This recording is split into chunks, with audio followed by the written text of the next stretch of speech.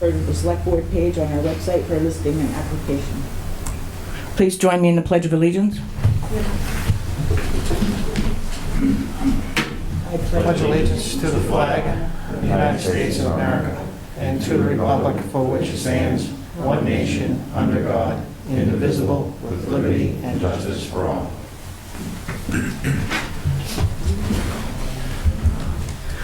Would someone like to lead us in the community prayer? Yeah, Jim's supposed to have that one. Okay. All right. Thank you. Mr. Belvin? Almighty God, humbly we pray your blessings as we concern our life with the opportunity to serve our community. Enhance us with your spirit and dignity of selflessness. May we become instruments of support and understanding as we seek to bring an environment of trust and purpose among all who provide the many services that make us all that we can become. Help us achieve the goals of our commitment to this office that is now our responsibility. And especially we lift our prayers for all the citizens of our community that we've been allowed to serve, that they may discover the fullness and joy of life that we all seek. And keep those serving in our armed forces and our first responders in our hearts and thoughts. Amen. Amen. It's now time for citizens' participation. Is there anyone here who would like to participate as a citizen? Mr. Holmes.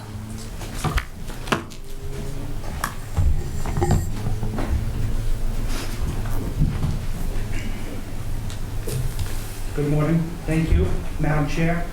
I came in this morning just to respectfully request, on behalf of myself as an individual resident, but also as a member of the Finance Committee, that one of the agenda items today is the discussion and possible vote on the Finance Committee bylaw.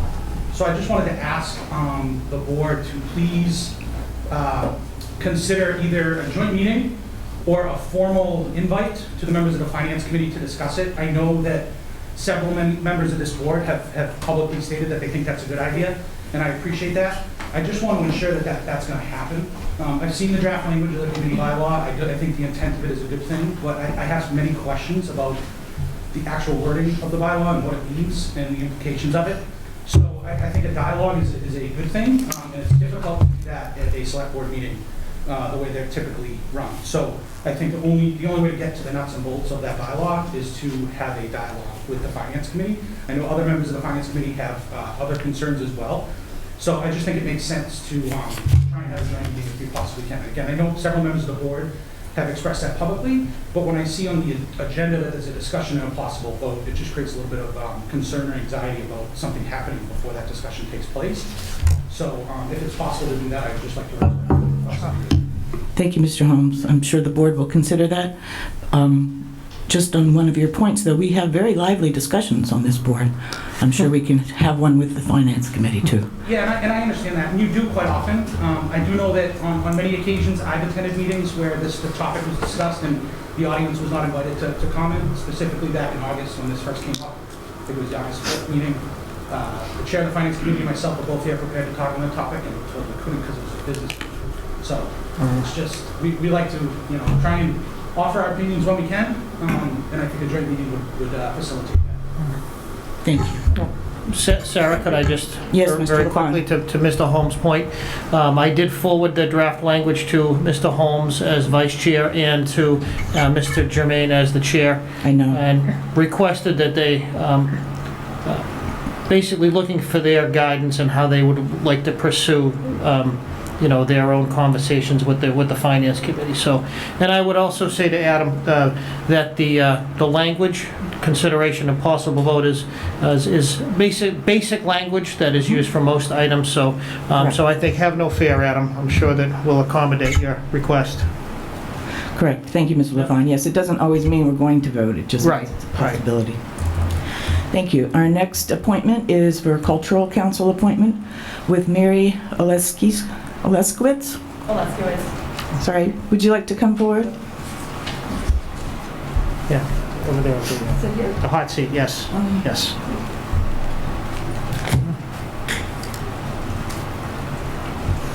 Thank you. If you could just introduce yourself and give your address. Yes, I live at 18 Ward Street. My name is Mary Oleskiewicz. They can pull the mic real close so people at home can hear you. My name is Mary Oleskiewicz, and I live at 18 Ward Street in Carver. Thank you. You have a very impressive resume. Thank you. For those who haven't had a chance to look at it, could you give us a brief rundown of your interests and why you'd like to be on this council? Yes, I'm a professor at the University of Massachusetts, Boston. I have a joint appointment serving as a member of the Honors College faculty and a professor in the Department of Performing Arts. And I teach dance and flute and creativity. And I have a lot of pursuits, including photography as serious hobbies. And I really would like to get involved in the Carver community. I moved here 2 years ago, and now that there's so much time during COVID, I started thinking about what I could do to contribute. And I looked around, and I actually met Gail Nowin on Facebook, not in person yet, and she told me about the committee. And so I'd like to serve the community in that way. I have a lot of administrative experience. I was program director in my department. I've served on faculty councils and senates, and I've served on a number of grantee agencies and journal editorial boards, and I know how to write grants and help artists perhaps pursue grants. Great. That's awesome. Thank you. Do Madam Chair, the board members have any I've questions? read Ms. Oleskiewicz's application. I think she's an excellent fit for the Carver Cultural Council, and I'd like to make a motion that we appoint her. Thank you. Second. Thank you. Apparently, that was a popular motion. There's a motion and a second. Any further discussion? I just want to know. Mrs. Bogart? I just want to say your passion and your experience is amazing. I want 1 million more Marys in this town stepping up. I mean, you people got to see this. This is like a job application right here. This lady is legit. Mr. Belbin? Yeah, I echo that. Thank you very much, and your resume is quite impressive. And thank you very much for coming to help our town. I appreciate it. My pleasure. Thank you. So there's a motion and a second on the floor. All in favor? Aye. Opposed? Motion passes. Thank you, Mary. Congratulations. Joint appointment to the Redevelopment Authority, Paul Costas. Yeah, we do that. Okay, so I'll tell her she can expect something.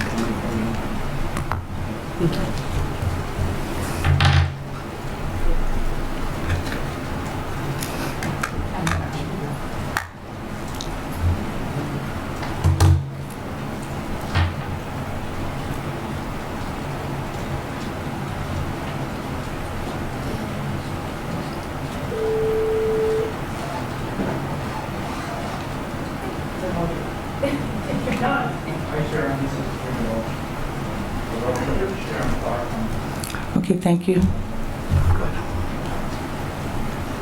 Mr. Costas, would you pull the mic close and introduce yourself, sir? Excuse They me. need to open the... Right. Madam Chair, Yes. myself and Savory are here. Sharon's on the phone. Do you want us there or over here? You're fine there as long as if you want to say something, you use the microphone. At some point, maybe, you know, Sure. I'm short on words. Sure, no, that's fine. Would you like to open the meeting of the Redevelopment Authority? I'll let Savory do that. Sharon can do that. Oh, that's right, she's the... Sure, Sharon's the chair. I will defer to the person so let David. Okay, I've called to order the Carver Redevelopment Authority at 8:41 on December 4th. Thank you, Bob. And, Mr. Belvin? yeah, and just to make things easier, your meeting minutes, we'll just use the ones that we create, make it easy for you guys for this whole process. Thank you, Mr. Belvin. Mr. Costas? Thank you. My name is Paul Costas, 75 Purchase Street here in Carver. Thank you. Can you tell us a little bit about yourself and your interest in being on the Redevelopment Authority? Sure. I've been living in town now for about 5 years. Been looking for an opportunity to be more involved in the community. The kids are getting a little bit older, so I'm finding myself with a little more free time. My background is in operations and project management, Vice President of Business Operations at Atlantic Telecommunications in Quincy. A lot of the work that I do has to do with infrastructure build-outs, managing large-scale and small-scale projects, administrative duties, team and process management, And I think my background would be a good fit for the sort of work that we're talking about here. So there's more conversationally. A long time ago, my grandfather became a landscape architect, was very involved in the town that he lived in, did a lot of work in the surrounding community, and that's been an influence on me throughout my life. And I see this as sort of, well, exactly the same thing, but a similar type of way to be involved, trade on some of the things I'm interested in, and also put some of the skills that I have together. Thank you very much. Are there any questions or comments from the board members? Mr. Belbin. Hi, as a former member of the Redevelopment Authority, for operations project management, do you have any affiliation with Mr. McLaughlin or Route 44 development at all? Good. Excellent. And you're familiar with the Redevelopment Authority and their goals in the urban renewal plan? I've looked at what's going on with the most recent minutes, and I've taken a look at the sites that are underway right now. I admit I haven't done a whole lot of research. I learned of the opportunity, I checked in to see if it was still available, and I've been getting up to speed slowly since then. Thank you very much. I appreciate it. Thank you, Mr. Costas. Anyone else? Mrs. Bogart. All right, I may not have a 2-page resume from you, but your experience and your interest is also, you really set the bar for people. No, but you're your fine. experience and why you're joining is really awesome, and I appreciate that, and I would love more of you in town too. So thank you so much. I'll make a motion we approve. Second. Motion and a second. Is there any further discussion? Seeing none, all in favor? Aye. Opposed? Thank you, Mr. Costas. Thank you very much. appointed. Congratulations. Thank you. And do we need the redevelopment authority to vote on that? Oh, no, we need to vote. Yeah. Yes. Oh, sure. I'll make a motion that we, I'm on. I'll make a motion that we approve all process to the redevelopment authority. I just want to open an advertisement, we need a number. Get me brothers. All votes need to And be you, rolled. you have any more? Come on. I think so. I would. Go ahead. I don't have the paperwork in front of me. Right. Is he applying for the Maybe- 2 or maybe the not. 5-year position? Yeah. My plan is to apply for the 2-year position at this time, to retain a little bit of future flexibility. Thank you. Did the redevelopment authority have a second? Your position is still open.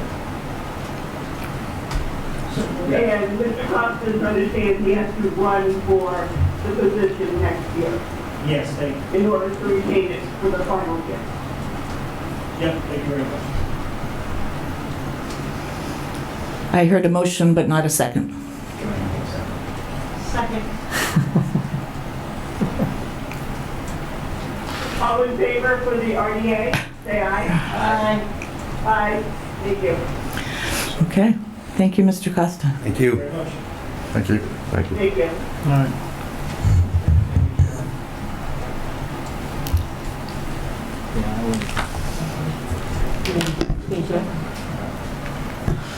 Okay. We have the poll hearing set for 8:50, but it's now 8:45.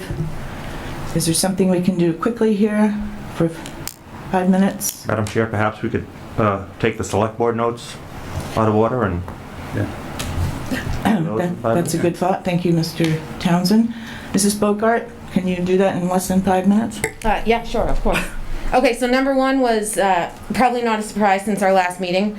In the future, an upcoming meeting, I would like to start talking about creating a formal process for recreational marijuana retailers and growers, anybody coming to town, their permitting and application process. I would like us to develop that.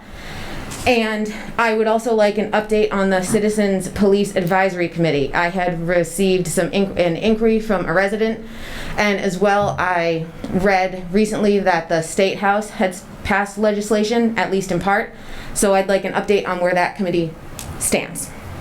Very good. Thank you, Mrs. Bogart. I guess I will do my select board notes as well. On Saturday, December 19th at 10 a.m., there will be a dedication of a commemorative sign and bench at the recently named Grumpy's Brook on the Cole Property Conservation Land in memory of Bob Grumpy Conway. Mr. Conway was a longtime resident of Carver who also served on our Conservation Commission. He was an avid conservationist and wildlife photographer, and he passed away in 2010, much to our sorrow. So we have, I actually did my homework to get the brook named for him because he discovered its source, actually. It's hidden off in the woods. I'm not telling anyone where it is. And this brook serves as one of the headwaters to the Winnetoxet River, which is the headwater of the Taunton River. So it's small but important, and you're all invited. This will be an outdoor event. We would request masks and social distancing, but it will be an outdoor event, and it should be a very nice event. Grumpy's sister, Claire Smith from Wareham, will also be there. So we still have 2 minutes. For those who want to find out where the Cole Property Conservation Land is, if you don't already know, there are maps posted on the Conservation Commission's website, and it has directions and a pretty clear map, I think, of the site.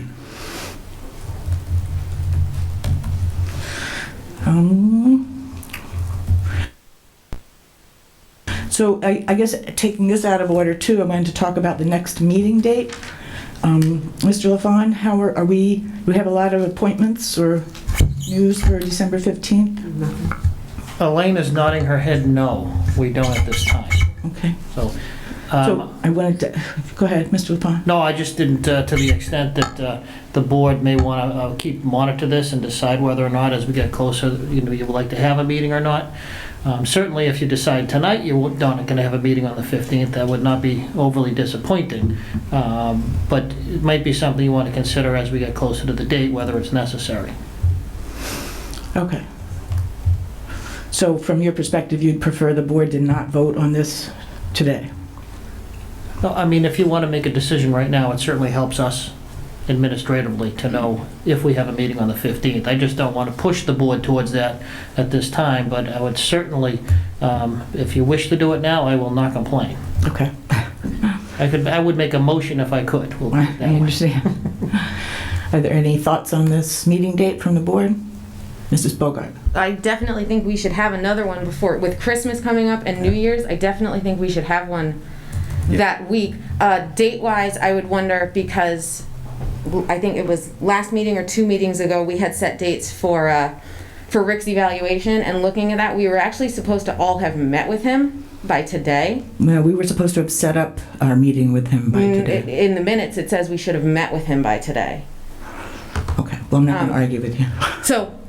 So I think we should probably review that, and maybe not the 15th, but I think definitely by the end of that week we should have a meeting.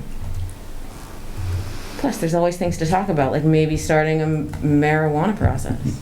Mr. Belbin. I'm actually going to make a motion that we do have a meeting on the 15th. Okay. I'll second that. There's been a motion and a second. Any further discussion? My only thought is, I think if we're going to have a meeting that week, we should have it on our regular Tuesday night meeting. Yeah, that was my thought too. That was my thought. Yeah. Thank you very much. Mm-hmm. So there's a motion and a second. All in favor to have the next meeting December 15th, 2020? Aye. Aye. Opposed? Motion passes. Oh, 5-1 vote, sorry. Sorry, guys. Mr. 7 o'clock, correct? At 7 p.m., yes, sorry. Okay, let's go back to the poll hearing, if I can get back up there. All right, this is a continued poll hearing. Eversource and Verizon request for initial installation of 1 new pole and 1 pole relocation at 1 Hopes Point Road. This has been a continued hearing from November 17th, 2020. Is there anyone here representing Verizon and Eversource? Yes, please, thank you.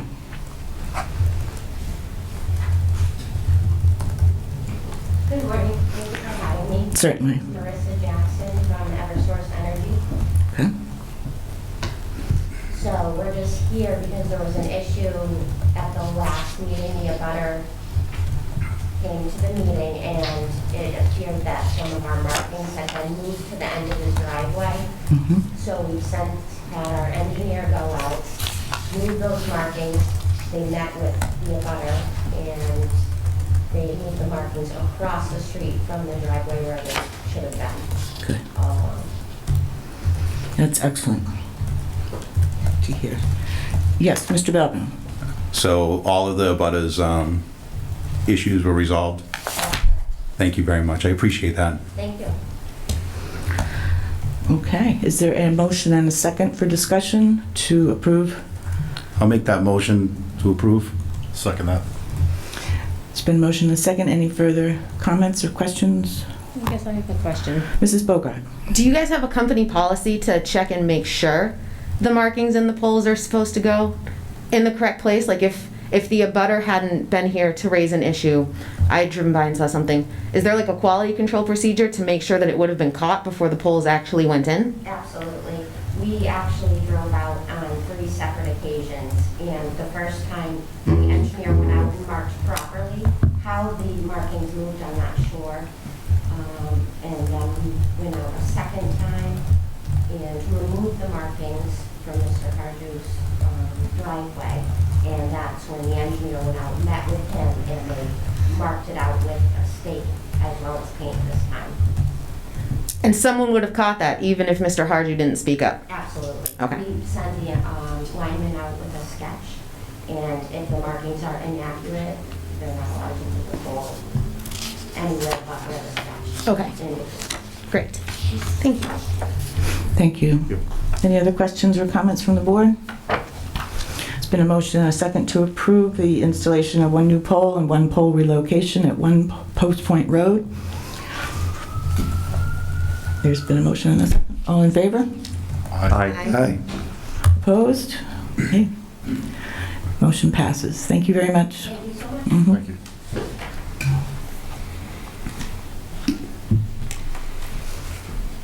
Okay. The tax classification hearing doesn't start till 9. It's 8:54. Let's see what we can get in here. Should we do the Chapter 61A notice of intent? Do we have someone here representing the applicant? They're going to be here. Bayside Agricultural Gate Street, map 37, lot 1L. And Mr. Belvin has told me he's going to recuse himself because he's in a butter. Good morning. Good morning. My name is David Delaney. I'm an attorney from Plymouth, and I represent the applicant Bayside Agricultural. And it's requesting a waiver of the town's right of first refusal under Chapter 61A. The parcel that they're requesting the waiver of is just a bit more than a third of an acre, 16,095 square feet. It is situated off the southerly side of High Street and adjoins the property of Jeffrey and Gloria Olson. Mr. Olson is here. The circumstances of this is that the Olsons were preparing to sell that property.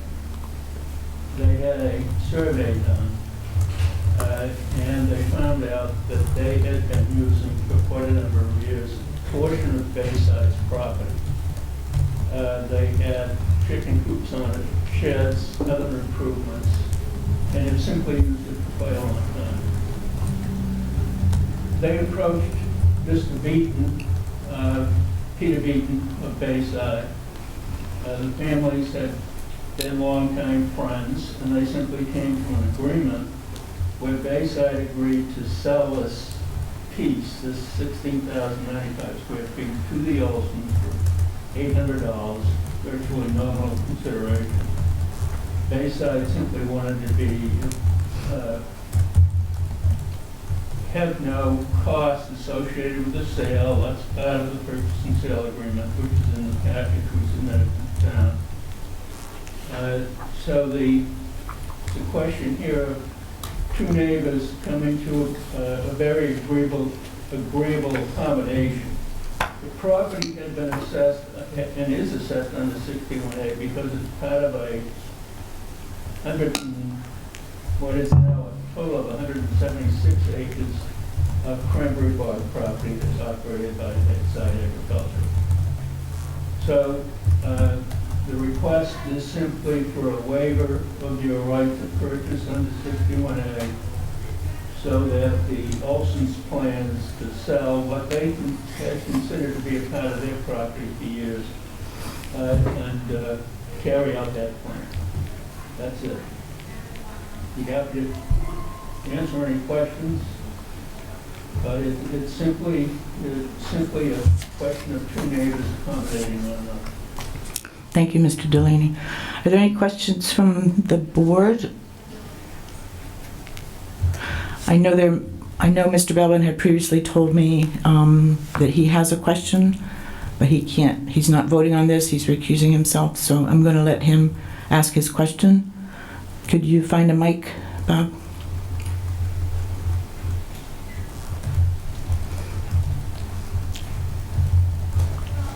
I'll use this one. Okay.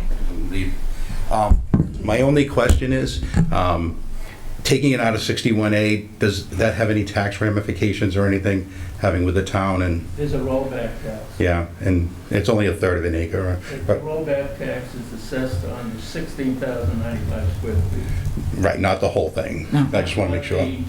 Not the part that's remaining under 60. Okay, thank you very much. What was it?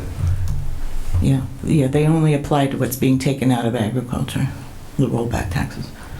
Mr. Hoffman? I had one quick question. The parcel of land that we're talking about, is that fenced off or anything, or is it just open?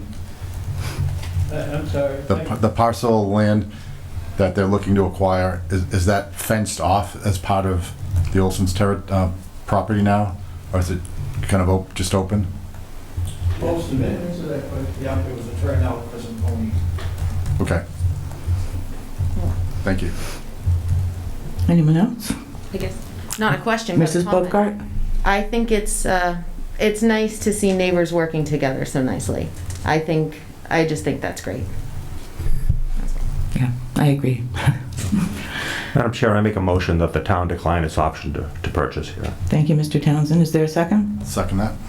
So a motion and a second. Any further discussion? All in favor? Aye. Of refusing our right of first refusal. Aye. Aye. Thank you. Opposed? Thank you. Okay, motion passes. Thank you, sir. Thank you. Thank you too, Mr. Olson.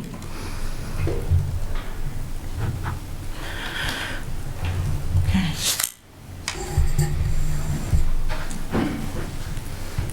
Somebody should have asked one more question because it's not 9 o'clock yet. Oh, now it is. Okay. Tax classification hearing. Now, is there something I should read? This is a public hearing. Is there a public hearing notice? No? Okay, thank you. Well, there is a public hearing notice. I'll find it for you. It's Excuse in me? our thing, and I have a question about that.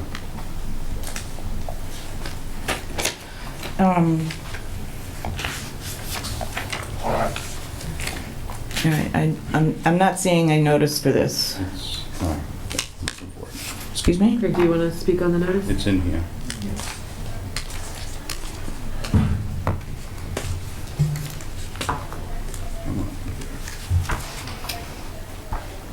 Okay, nope. I beg your pardon while I look for Here it the... is. Well, I haven't found it, Bob. I'm glad you found Want me it. to read it? No. I see it. Thank you. The Select Board will hold a public hearing on Tuesday, December 1st. That's my problem. Yeah, so that had to be changed. Mr. LaFawn can speak to that maybe at 7:15 at the Carver Middle High School Auditorium, 60 South Meadow Road, Carver, Massachusetts, 02330. The purpose of this meeting will be for discussion and vote to determine the allocation of the fiscal year 2021 taxes among the classes of real and personal property as set forth in Chapter 40, Section 56 of the General Laws of Massachusetts. The fiscal year 2021 values are assessed on January 1st, 2020, and based on 2019 sales, and on income and expense information received from commercial and industrial properties. These are statistical averages, which means that some properties may have increased in value or stayed the same. Allocating the local property tax levy among the major classes for fiscal year 2021, minimum residential factor, open space discount, residential exemption, and small commercial exemption will be discussed. The purpose of this hearing is to give taxpayers an opportunity to present their views. I'd like to just address the classification hearing notice before we begin. Could you just introduce yourself first? Hi, my name is Craig Schoaf, the Assistant Finance Director for the Town of Carver. So this year, the Department of Revenue suspended the notice. It just needed to be posted in accordance with open meeting law. And going above and beyond that, it was posted.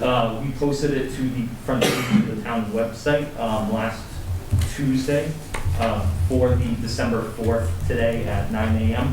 along with all 3 post offices in town. Great, thank you. You're welcome. So I apologize for that confusion. Thank you very much.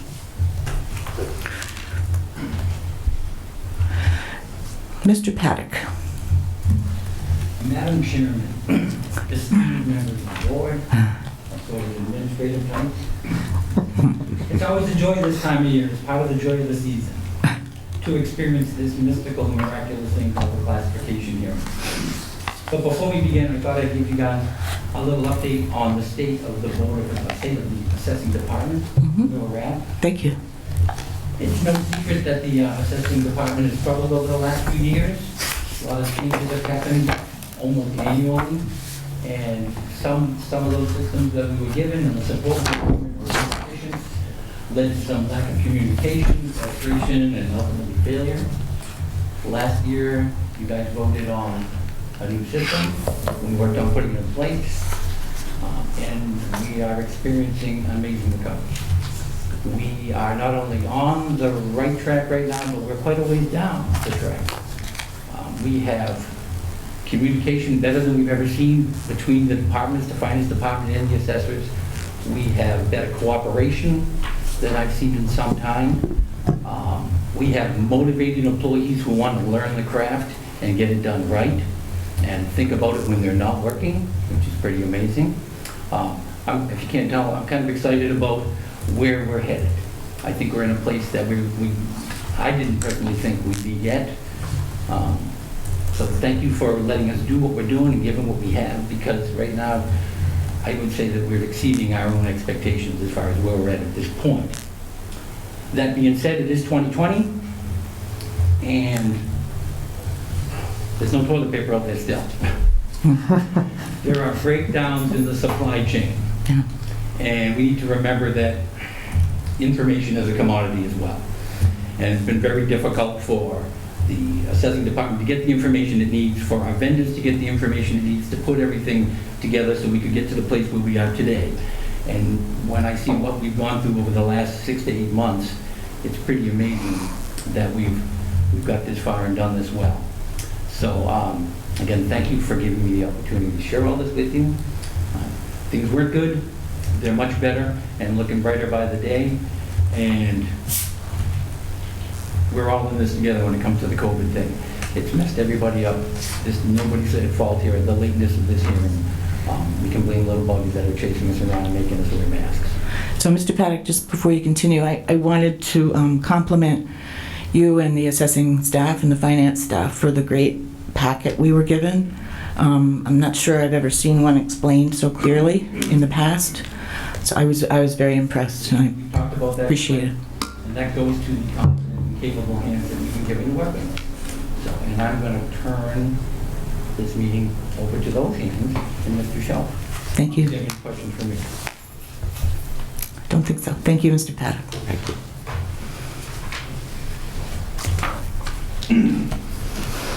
Mr. Schoaf. Good morning. Morning.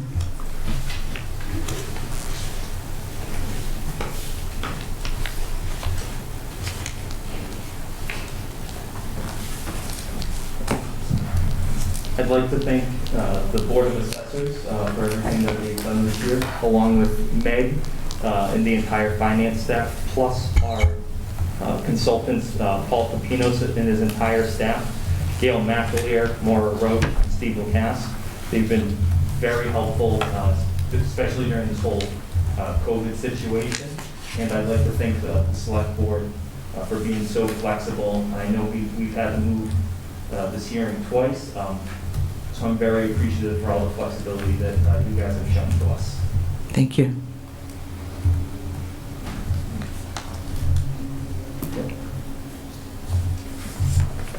So the purpose of this classification here is rooted in state law. So every year, the assessors and the Board of Assessors must classify all property in town according to the four real properties and personal properties. So residential, open space, commercial, industrial, and then personal property. So today, the Select Board will review, discuss, and vote on 4 different items: the residential factor, the open space discount, the residential exemption, and the small commercial exemption. And then the next point was earlier this year in May, the state decided to waive the requirement of it being posted in a local newspaper. All it has to be is posted in accordance with open meeting law, and we took care of that. So the residential factor. Since 1982, the town of Carver has had a split tax rate, resulting in one rate for the residential and open space and another rate for the commercial, industrial, and personal property classes. This shifts the tax burden from the residential and open space classes to the CIP classes. For the last 2 years, the Select Board has adopted a 145% shift in the levy. To continue this historical trend, the Board of Assessors at their meeting on Tuesday night, they voted unanimously to recommend a residential factor of 0.910158, which corresponds to the 145% shift used the last 2 fiscal years. The residential factor sets the residential tax rate of $16.94 and the commercial, industrial, and personal property tax rate of $26.99. So I posted here from the chart that we input all the information in, some of the different shifts around. So if we, by adjusting the shift 1%, it could increase or decrease the residential tax rate 4%, but results in a 16% shift in the CIP rate. So for every 4 cents plus or minus to the residential rate, the commercial rate goes up or down 18 cents. And so you can see here now, these are the values that were signed off by the Board of Assessors for the valuation in town and approved by the state earlier this week. So the residential and open space classes, they did see a jump this year, a 6.57 increase from last year. The commercial rate, the commercial valuation increased 1.06. The industrial 3.25%, and the personal property did see a decrease of 3.21%. That number is tied to depreciation. So every year, these personal property items, these are what businesses own for their business. They do see some depreciation. In new growth, I just wanted to touch on that quickly, just because it's such a large decrease. It's because last year, in 2020, we had a large personal property new discovery done by Paul Pepinos and his associates. So we picked up a lot of kind of what was missing from the personal property valuations. So that plus a solar project that came online last year was the cause for the bump in new growth. And 282 new growth is kind of around what we saw in 2019. So it's kind of bringing us back down into line.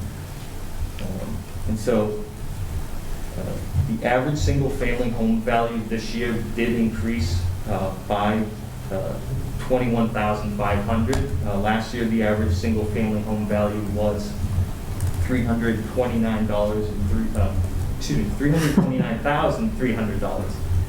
I could actually afford a home now. And this year it did increase to $350,800. And this increase in the valuation, the average single family tax bill would increase $282. Now for the commercial industrial values, they increased $8,900 from last year, jumping from $500,600 to $509,500. Keeping at the historical rate of 145% shift would actually see a decrease of $55 to that average commercial industrial tax value. Actually, 1 second. So when looking at these values, we have to use the assessment date of January 1st, 2020 for fiscal year 2021. So we could not take into account any of the sales or conditions related to the COVID pandemic or the state of emergency. So these are all values as of January 1st, 2020. Did anyone have any questions about the residential factor before we continue? Just have one quick question. Yes, Mr. Hoffman. The fiscal 20 value versus fiscal 21 value, is that kind of on the average for the last few years that you've seen? Yes. So last fiscal year, I actually brought the last year's packet. We did see an increase of $200 from FY19 to FY20, and now we're seeing a $282 increase from FY20 to FY21. But the percent, I think, was around the same. Yeah, so last year, a little lower last year percentage. Last year it increased 3.7%. This year it increased 4.98%. But last year there was a major jump in the commercial, industrial, and personal property average tax bill. That saw a 10.5% increase, while this year it's remaining relatively stable. Last year we saw the big increase in the CIP values, which resulted in the CIP increase. This year we saw the big increase on the residential side of the tax levy. Okay, great, thank you. Any other questions from the board? Mrs. Bogart. Okay, so the residential assessment went up around 20,000, and the commercial one went up around 8,000. How much does the commercial one go up on average each year, and why would it go up so much less than your average residential one? What causes the commercial one to fluctuate? And is 8,000 about the norm? So this is all based on sales data. So any qualified sales in the town in calendar year 2019. So there weren't many qualified sales. In the sales that we did see, we didn't see that much of an increase. But looking at the residential sales, they did need to be increased by about 6.5%. So the residential sales were a lot higher than the commercial side. How much were do you have the commercial increases or sales from prior years just to compare? Yes, so there was and this is just of commercial or industrial real estate.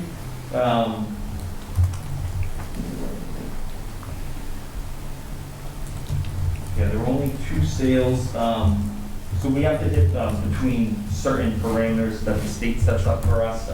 So the adjustment required to get to that state level was roughly about 2% as opposed to the 6.5% that needed to jump up for the residential side. Okay. Thank you. You're welcome. Any other questions or comments from the board? Mr. Belbin? So, since there weren't that many sales of commercial industrial property in 2020, which reflects our 2019, sorry, so 2019, the economy the way it's going now is that it doesn't look like there's going to be a whole lot of commercial sales for this year within the town for the following year. And I know shifting the burden from residential to commercial, there has to be some type of an equalization at some point here. So have you calculated out, wait, let me go back. for the assessment, you assess every year now, the town? Well, we do interim adjustments every year, but we do the one big, the full revaluation. So we reval 20% of, we inspect 20% of the properties every year in accordance with the state. But there are, because this is all a statistical analysis, we do,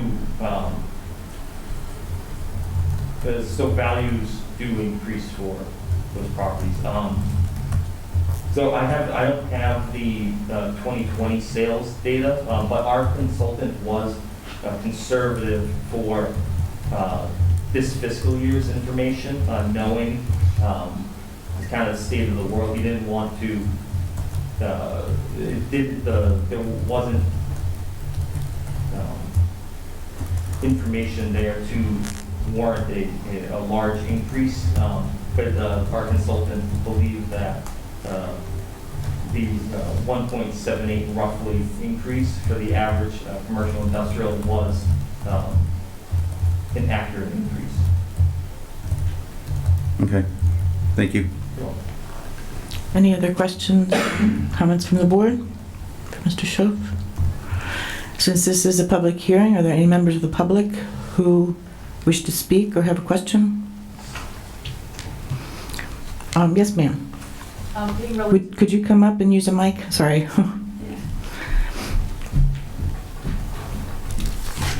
Being relatively new. Could you state your name? Mary Alessiewicz.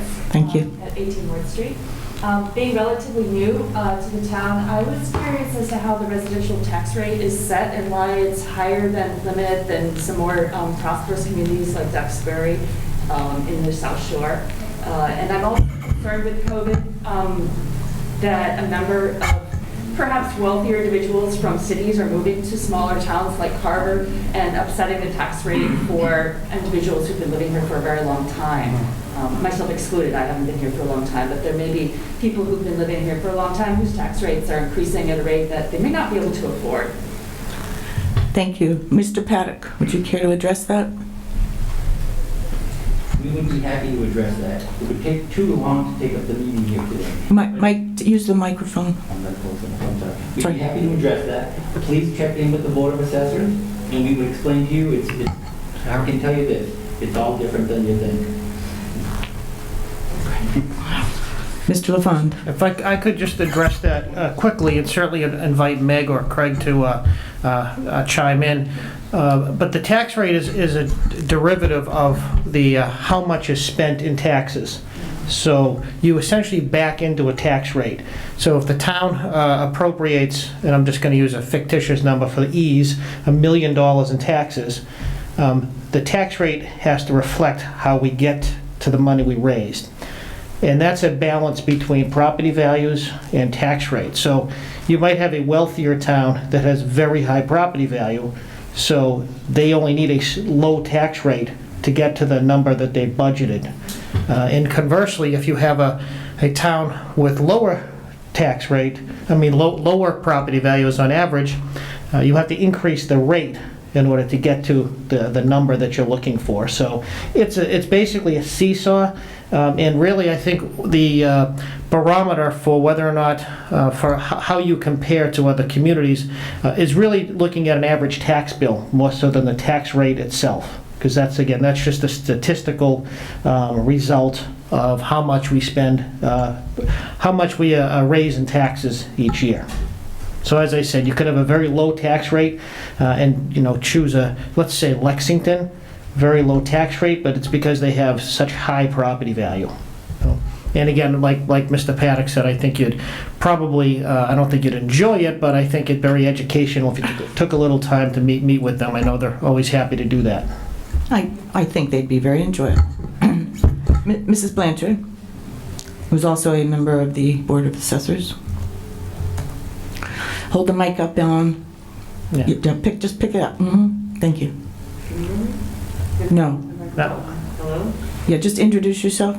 Ellen Blanchard. I'm a member of the Board of Assessors, 238 Main Street. It's actually pretty simple. The town votes on a total amount of money at town meeting, and that's the budget for the year, and it has to be met. Subtracted from that are all of the other fees and monies that are collected by the town, which leaves what we call the levy. The levy is then divided by the total value of all taxable properties in the town. That gives you your standard rate, and then from there, this rate is split. That's it. Thank you, Mrs. Blanchard. Mr. Belbin? I echo your concerns too. Been here for over 20 years. My house has increased. And personally, I'm overtaxed in what I actually have.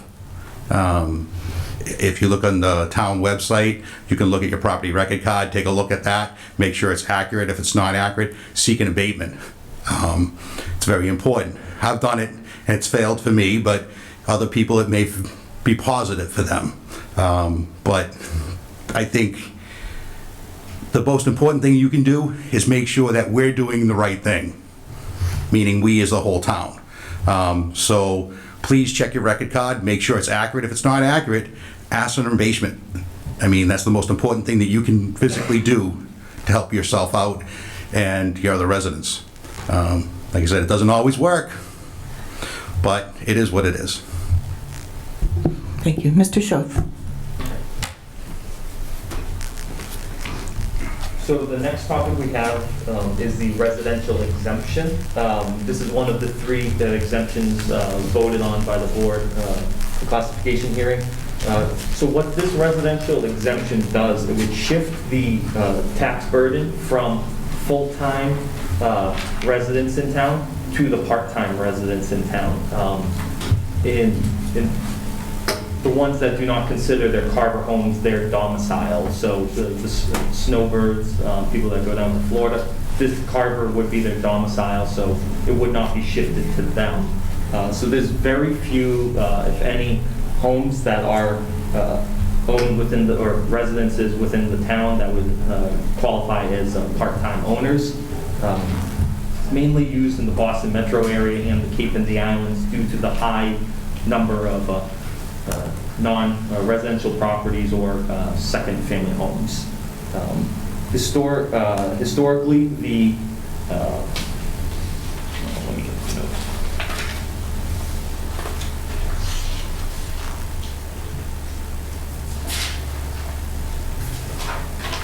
The select board has voted historically not to grant the residential exemption. And following that suit, on Tuesday, the Board of Assessors voted unanimously to recommend denial of the residential exemption.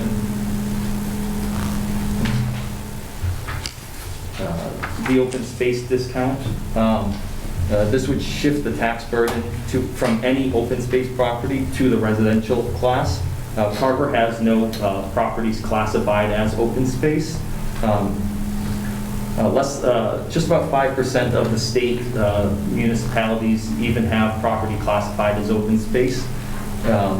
So because there are no parcels classified as open space in Carver, the Board of Assessors has followed the Select Board's historical pattern and voted unanimously to recommend denial of the open space discount. Mr. Schoaf, if I may too, I want to be clear that the public understands that when you talk about open space parcels, we're not talking about conservation land, that open space is protected by the town. That's a completely different issue. Correct. It's its own separate real estate classification. This does not include any parcels under conservation restrictions or chapter land. Any land that qualifies for chapter is best served to be classified as chapter. So now the small commercial exemption. This was enacted by the state in 1994. It exempts up to 10% of the assessed value of commercial properties assessed under $1 million with businesses occupied by fewer than 10 employees. This would shift the tax burden in the commercial, industrial, personal property class to those businesses that are not qualified for this. There are some questions about this exemption. One issue is, as a special use property, chapter land does not qualify under this exemption. So if any exemption was granted, it would shift the burden from the relatively few businesses that could qualify to Carver's farmers, increasing their taxes. Only 14 municipalities have this current exemption, mostly located in the Boston metro area. And to follow the select board's historical trend, the Board of Assessors on Tuesday voted unanimously to recommend denial of the small commercial exemption. So did anyone have any questions about those two exemptions and discount? Yes. Mr. Belvin? Do you know how many small businesses, commercial exemptions that could be had here in the town? How many businesses would be able to get this? They'd have to apply for that. I'd have to double check the numbers, but we also can only use from a predetermined list from the state that uses mailing addresses of business, not necessarily physical locations of businesses. So their list is, a business could be physically located in Plimpton but have a mailing address in Carver, and it would show up on our records. Mm-hmm. So we don't know how many could actually utilize this within our town? The number would be very small, probably less than 10, because any of the businesses located in, say, Carver Square or, I forget the plaza where Ovashon is, all those plazas, because they don't own their own piece of real estate, they're not the owners of it, so they would not qualify as well. Yeah, I think you mentioned, if I may, in one of your documents to us, that the owner of the property would then actually shift, the rent would probably go up on the small businesses that we were trying to help if we Correct. did this. So it's actually would be a detriment to those smaller businesses located in plazas like that. Yes, it would need to be its own business located on a commercial piece of property that is less than $1 million and has less than 10 employees. And most of Carver's businesses are either run out of people's homes or in these type of plazas. So it would actually shift the burden to them and to the farmers in town. Okay. So, auto shop or whatnot that's here in town, all right, that they own the property and everything, they would get it. If we adopted this, they could get this one if they own the property and they have under 10 employees. Yes, if they're qualified for it, they would then receive it. Okay. And kind of go back to the residential exemption, Mm-hmm. all right. Does that include rentals, if people rent their houses to other people? So basically it is a second family, a second home possibly for them, and they're renting that out. Would that cover the rental, the residential exemption? So is this home that you're talking about, is it located on its own piece of property, a second home? Yeah, let's just say you own a home, okay, that you live in, but you also own another home here in Carver, say in Crystal Lake, and you rent that property out. So would that turn around and get that exemption from that? No, it actually exempts full-time residents and shift it to the part-time or second home. So that one that gets rented out would see an increase, while everyone in town would see a very small decrease. And maybe, I don't want to speculate, but it wouldn't be noticeable on people's tax bills. So the rental in Crystal Lake that Mr. Belbin is using would be penalized if we adopted that? Correct. And the impact on the average single-family home that is their primary residence would be negligible, because there's not enough of those rental. If the town was mostly rentals, like the Cape, then residents would feel that impact, but it would be negligible probably at best. Correct. Thank you. Thank you. Ms. LeMay, did you have anything you wanted to add? I don't want to leave you out. No, thank you. I think everyone almost have covered everything. Trying to make sure everyone gets his or her say. Is there anyone else? Any other members of the public? Okay. Mr. Schoaf, anything else you wish to tell us? If the board would wish to go along with the recommendations of the Board of Assessors, I've put up on the screen how the motions would need to be made. That's wonderful. Thank you. I'd be willing to entertain a motion. Madam Chair? Motions? I would make a motion to approve the residential factor of .910158 and keep the 1.45 shift. Thank you. Thank you, sirs. Any further discussion? All those in favor? No. Mrs. Bogart. Okay, I was told on several occasions that this is like the least fun meeting for the Board of Selectmen.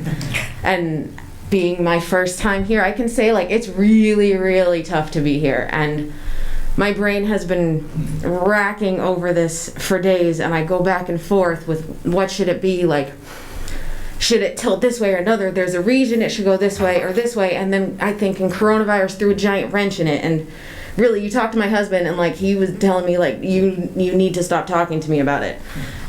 This was really not easy, because if you look at the numbers, you're like, okay, look, the average residential bill is going to go up $280 with the 145, but the average commercial will go down 55. And well, you know, in this time, it's tough to say you're going up and you're going down. But in the end, I got to follow my gut. And with what's going on right now, in my opinion, I can't shift the percentage of the burden one way or the other. And I got to this because, like Mary, I had the same question of why is it high and stuff. And really it comes down to what Rick had said.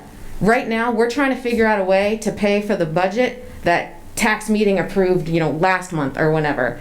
So the best way to get the taxes to truly go down is to ask for less money at town meeting. And because of what's happened this year, I pledge to everyone in town, commercial, residential, if you pay taxes, and I ask every department in town, when you're making your budgets for next town meeting, please figure out a way to need less money, because that's the way that taxes will truly go down. It's backwards, like Rick said, and I've learned a lot. So we're in a tough position. We're not Mr. Popular today. But we need to do better at the next town meeting, and that's how it works. So my brain's a jumble. That probably didn't come out right, but this has not been easy as my first time, coming from just the resident background. And I will say, Mrs. Bogart, that it would be far easier to do what you were asking if we got a little more money from the state, which probably isn't happening because our state aid goes down every year. That's just a fact. Are there any other comments? Yeah. Mr. Belden. So over the many years of me looking at these tax hearings and seeing the taxes go up, because if the taxes go up too much, then you try to push people out of the town because you can only afford so much. And I look at myself as my family, all right, and I put myself in the place of everyone else when we do these things.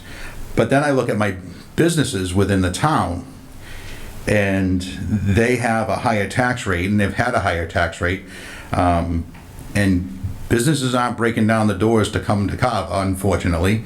And that's part of the reason is a higher tax rate. So, I mean, this is really difficult, but I'd like to see a little bit, because also the commercial has had a really tough time, just like the public has with COVID. I kind of want to see it lowered a little bit to the 144, to be honest, shift. So, no, I'm not popular with the residents, but that little shift to the from commercial to the residents, I think is needed, because just to show businesses that we do care about them and we want them to come to town, because that will help us in the long run. All right, this is the point at which I say every year, the quote from our 2000 master plan, the master plan that was written in 2000. The consultant that helped us craft that plan said very plainly that the quantity and quality of businesses you would need in town to really make a difference for us residents would change the face of Carver. This would not be the town that we see today. And it's kind of the price we pay, I think, for living in a rural community or semi-rural community. That's just part of the price we pay. Any other comments? There's a motion on the floor to approve the residential factor of 0.910158 at a 145% shift. No further comments? All in favor? Aye. Opposed? No. Motion passes 4-1. I'd entertain a motion on the residential exemption. Madam Chair, I make a motion not to grant a residential exemption. I'll second that. Thank you. There's a motion and a second. Any further discussion? Seeing none, all in favor? Aye. Aye. Opposed? Motion passes unanimously. I'll entertain a motion on the open space discount. Motion to not grant an open space discount. Thank you. Second that. Thank you, sirs. There's been a motion and a second. And further discussion? Seeing none, all in favor? Aye. Motion passes unanimously. I'll entertain a motion for the small commercial exemption. Motion to not grant a small commercial exemption. Is there a second? I'll second that. Thank you. Motion and second. Any further discussion? All those in favor? Aye. Opposed? Motion passes unanimously. Thank you both very much, Mr. Schoaf. Thank you for all your hard work on this. Could I just say one thing? Mr. Hoffman, please do. Seeing as how this is my first tax classification as a select board member, I want to thank you and your department for putting this together. This made it a lot easier. I know, like Jen, we come into this and all we heard was bad things about this. This made it a lot easier to digest. So I want to thank everybody, the departments, and that were involved in this. This was great. This was a tax classification hearing for dummies, if you will, and I fit right in on that. So thank you very much. Wonderful presentation. Thank you. So we just need to sign the LA5 physically and electronically. I have the physical one that I can pass around, and then I'll get the Board of Assessors to sign that after we're done. So let me grab that piece of paper. Sarah, if I could just Mr. LaFont. put out there my compliments too. In the last 6 months, I compliment the Board of Assessors because I know they, I don't know, skeptical is the word, but very cautious about this change in the form here. And over the last 6 months, Meg has really been on the forefront. No disrespect to you, Craig, but we've had to work hard to deal with the staffing, the personnel, labor, and legal issues that have helped get to this point. So again, the leadership from the board and a lot of this has fallen on Meg in the front line. So I want to thank you, Meg. Again, no disrespect to you, Craig. I totally get it. Yeah. I appreciate Meg for everything that she's done too. Yeah, I think we do too, and I also appreciate the Board of Assessors for their work. I don't want to leave them out as well.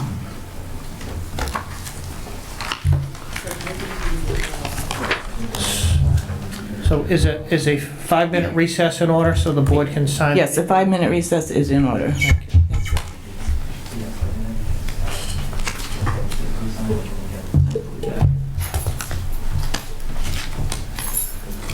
You may want me to use your pen because mine's quiet.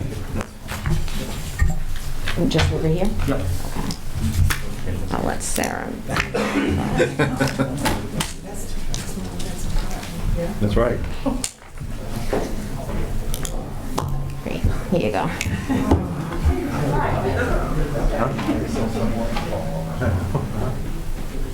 Great job. So Meg, can I ask you, at what point do we, the login, because again, I'm new to this, so what should I do on the, they said, have your login information for the tax. Yeah. What will I need to do? I refuse to sign. So if you scroll down. I'm not logged in yet. Nope. I'm trying to see where you. Yeah, I mean, the login's up here. So Okay. will we do that today? Yeah, it has to be done today so that we can, we need you guys to sign the paper version and Yeah. then sign electronically so that the Department of Revenue won't even look at our tax rate, so you guys send that LA5. Got it, okay. My first year, we went from 1.40 to 1.45. Okay, so So, should I log in now, I guess? So next fall, I want to try to be. The virtual? Is that it? Everyone's boss. I just, see, I have it like bookmarked, so I just Yeah, I like know. go right in. Scroll down a little bit more. Elaine put this up. Yep, there it is, Gateway. PLS Gateway login. Just so I can kind of see and then compare it.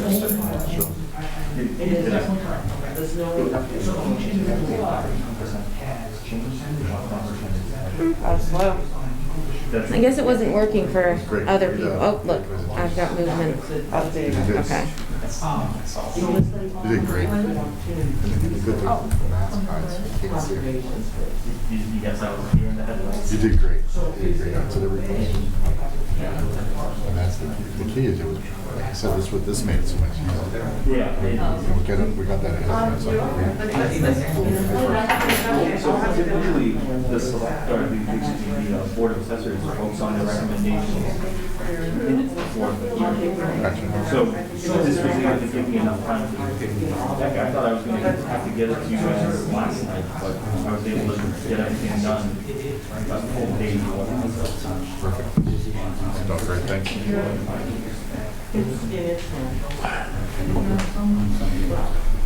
Okay.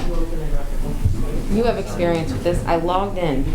What do I have to do? Mine's not going in, but do you have your password and everything? I'm logged. Okay, Meg, when you have a second, I'm logged in. I want to make sure I do the right thing for you guys. Okay, what do I need to do? Yep, so you're actually going to go to the tax rate. Okay. Gateway loads. Then we go to the LA5, if I can maneuver this computer. You can turn it towards yourself if you want. Okay. Go for it. So then, You just get it to where I need to do something. All these numbers are the ones that we just approved? same exact thing. 0.910158, shift. What?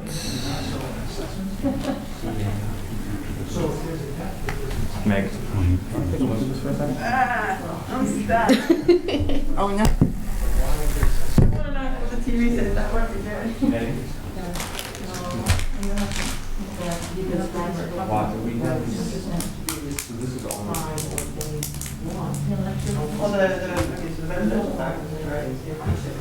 The levies.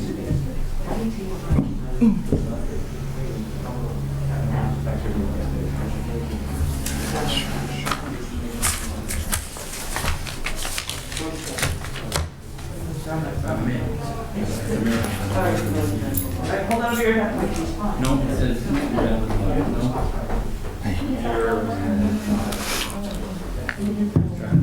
my username.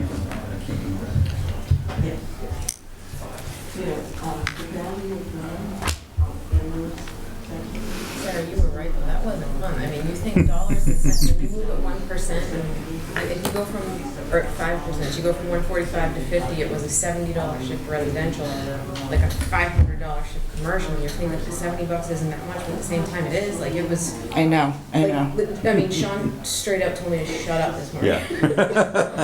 But, I mean, because I'm thinking, okay, if I do this, then this, but who matters more? Thank you. Thanks.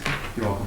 Yeah, I know. It's painful, no matter what you do. I mean, it's dollars and cents, but then it's dollars and cents for everyone. Yeah, yeah. Okay, if we give the residents more of a break, then maybe they'll spend that money at the small businesses. But if we give the small, like, it just. I know. So really, I mean, the fact that you have to pay for town meeting, that's the thing. And that's the thing that I, as a resident, didn't understand. When the taxes are set, yeah. It's not you pay taxes and that's how much money you have to spend. Yeah. It's you said this is how much you want to spend. You have to get that. Right, and again, the problem is, how do you, these departments don't spend a whole heck of a lot.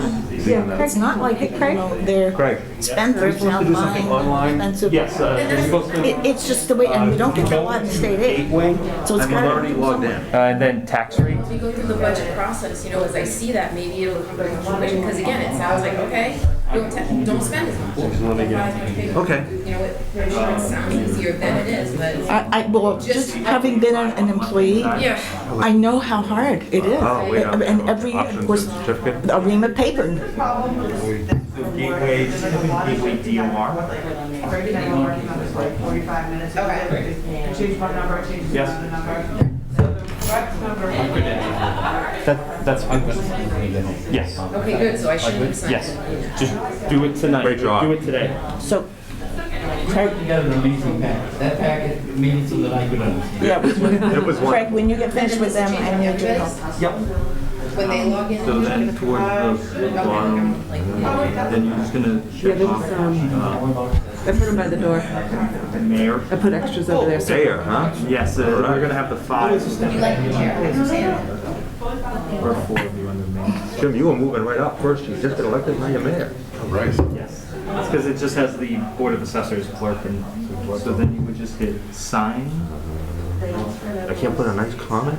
You can if you want. Depends on what's actually logged in or not. Yes, so scroll down.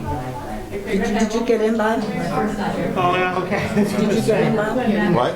Did you get in? Make sure that you get the stuff. No, mine won't log in. Yeah, mine won't either. So, Everyone has a different. We can do this after, I mean, we don't have to do it now. Did you set one up for the mayor? That's what I'm saying. They have an issue, so let them fix it on the outside. Let us continue the meeting. I think that's the best way to do it. we could, except they need this done today. They need this, they need us electronically signing this today. I understand that, Yeah. but I mean, we have to continue on with the meeting. If they don't have their ducks in a row, then we need to, I don't think it's them, I think it's Gateway. well, DSL login. Yeah. The Right. numbers aren't, the residential factor that you voted. So Craig, I can't even get in, Okay. and neither can Bob. yeah. So if you can help us do that? I don't know if you did. Okay. So I typed in my Maybe username, there's only 2 members that did. and it's saying that it's invalid. I'll try it again. This is a different, oh, no, this is, you're under, HMS Gateway, Oh, what am I supposed to be under? Department of Revenue Gateway. I can pull it up if you'd like. Craig, do I need to do anything else or am I all set? I can close that now? Yes, this is Okay. DLS You don't want me Gateway to print it or anything application. like that? Then if you scroll down, Oh, DLS okay. Gateway login. Okay, Bob, I see what we did wrong. Well, it's not me, I can't even get on the internet, so. It's not coming up. Where does that number pull from? Why does that money pull from that? Because it was corrected in that Yeah. driveway in 2000. Here it is, okay. So Bob, oh, you can't get on the internet? I'm trying to now, Oh, again. Okay, that's fine, that's fine. Yeah, and I don't think you can, I don't think they'll resend it to you. I think, when I forgot Martin Carver had to do it, has to do it, yeah. I offered. What's that? I offered. I was in the Everyone's wrong, passwords. I was in the learned wrong last year. gateway, Bob. That's why, last year I couldn't remember. That's it, just make it simple, right?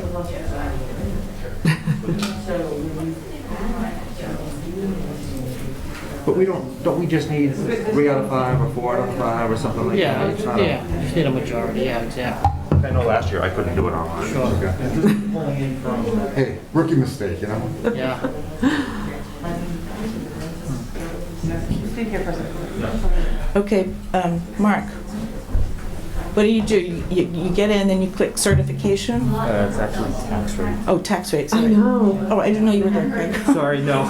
I knew Mark was successful, so I wanted to ask him. You're gonna go to the LA5 Crazy? options and You know, it certification. was like Christmas, it comes every year, so God bless Steve, you know, I know. it was coming. It wasn't the Scroll down same. to the bottom. Can't say I'm disappointed. All the way to the bottom? Saved it half an hour. They would have, because they would have extended it out an hour. You needed one, you needed Okay, so Mark is done.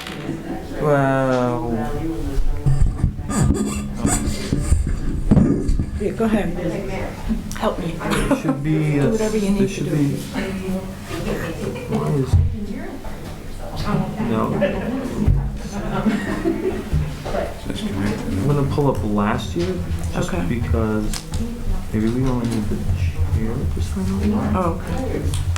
Because it doesn't have a select, or a board of selectmen I know. option here. That's what's really weird. So you can get rid of him then. Oh, here we go. That was last year, so they changed it from required executive signatures to now mayor for Carver for this year. But we have to upload the hand signature anyway, so I'm actually gonna I'll just have you sign online as the chair. So I go back? Actually scroll up to the top. The very top? Yep, and you're gonna change that to 21. And then hit go. And then if you scroll to the bottom, just click on that checkbox.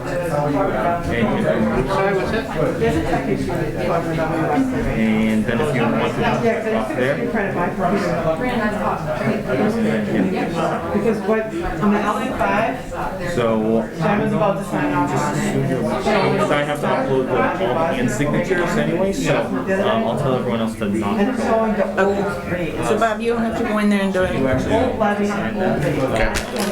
Computer, and it's not a number. Look, I just screenshot my computer. There's also, so now last year, yeah. That's the correct number. So I think everyone's gonna have to take a meeting, sign in. Actually, they can't sign in online because They can do it on their phone. No, they only There's want an the issue. select board chair. they just want the chair this year, I think. Because last year they said executive officers. This year it just says mayor for all intents, and it's only allowing one signature. Okay, which is fine, but we still have this issue where it looks like it doesn't line up, but it does. I just took a screenshot from my computer. Makes it nicer saying. So the factor is. That's the, that is, so if you look at the LA5, that number changed crazy to what it actually is. So we have a, so scroll up on your computer. And so I started like telling. See, it's showing a little bit more. So it's showing that, but when Meg's logged in, it shows that. It is. Okay. Was she dragging tape? Yes, I have the hand copy. I'm going to upload that. Oh yeah, I was going to upload that. Yeah, we've signed it. We've signed Yeah, it. I've already got all Yeah, if you those. sign the paperwork, we can deal with the electronic. Okay. Yeah, we're dealing with the Might electronic be a couple issues. phone calls to, Yeah.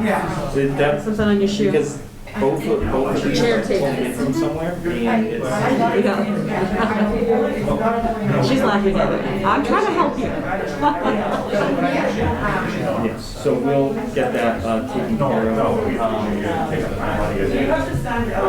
Yes,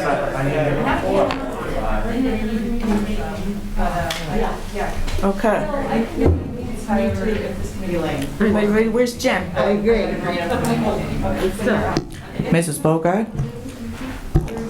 Calling Mrs. Bogart.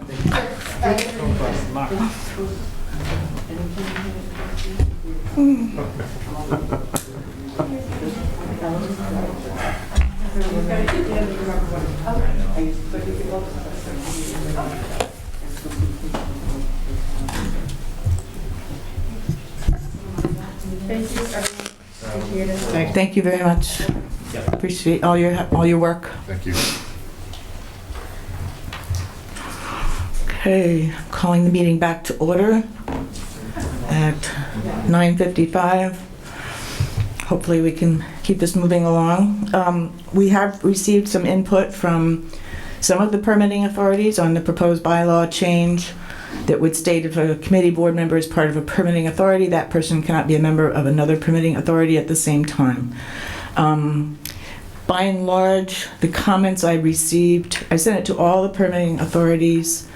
Hopefully it was to their chairs. That's what I sent it to them, those listed as chairs on the website. And I did receive comments from the chair of the Conservation Commission, the vice chair of the Zoning Board of Appeals, the chair of the Board of Health, who also serves on the Zoning Board of Appeals, and the chair of Conservation also serves on a couple of other things as well. So it was pretty good input, and I think the main takeaway from their comments was, number one, they'd like to see people have a chance to serve out their term, sort of the way it was originally when the select board bylaw came in. People who were currently employees, but also select board members, were allowed to, to the end of their select board term, decide which one they wanted to do. And that's kind of what almost all three of the people who responded, and I think you all have seen the responses. And the other one was basically a request to exempt elected officials, which I totally understand because their appointing authority is the residents. But in order to be consistent, I think, with our select board bylaw,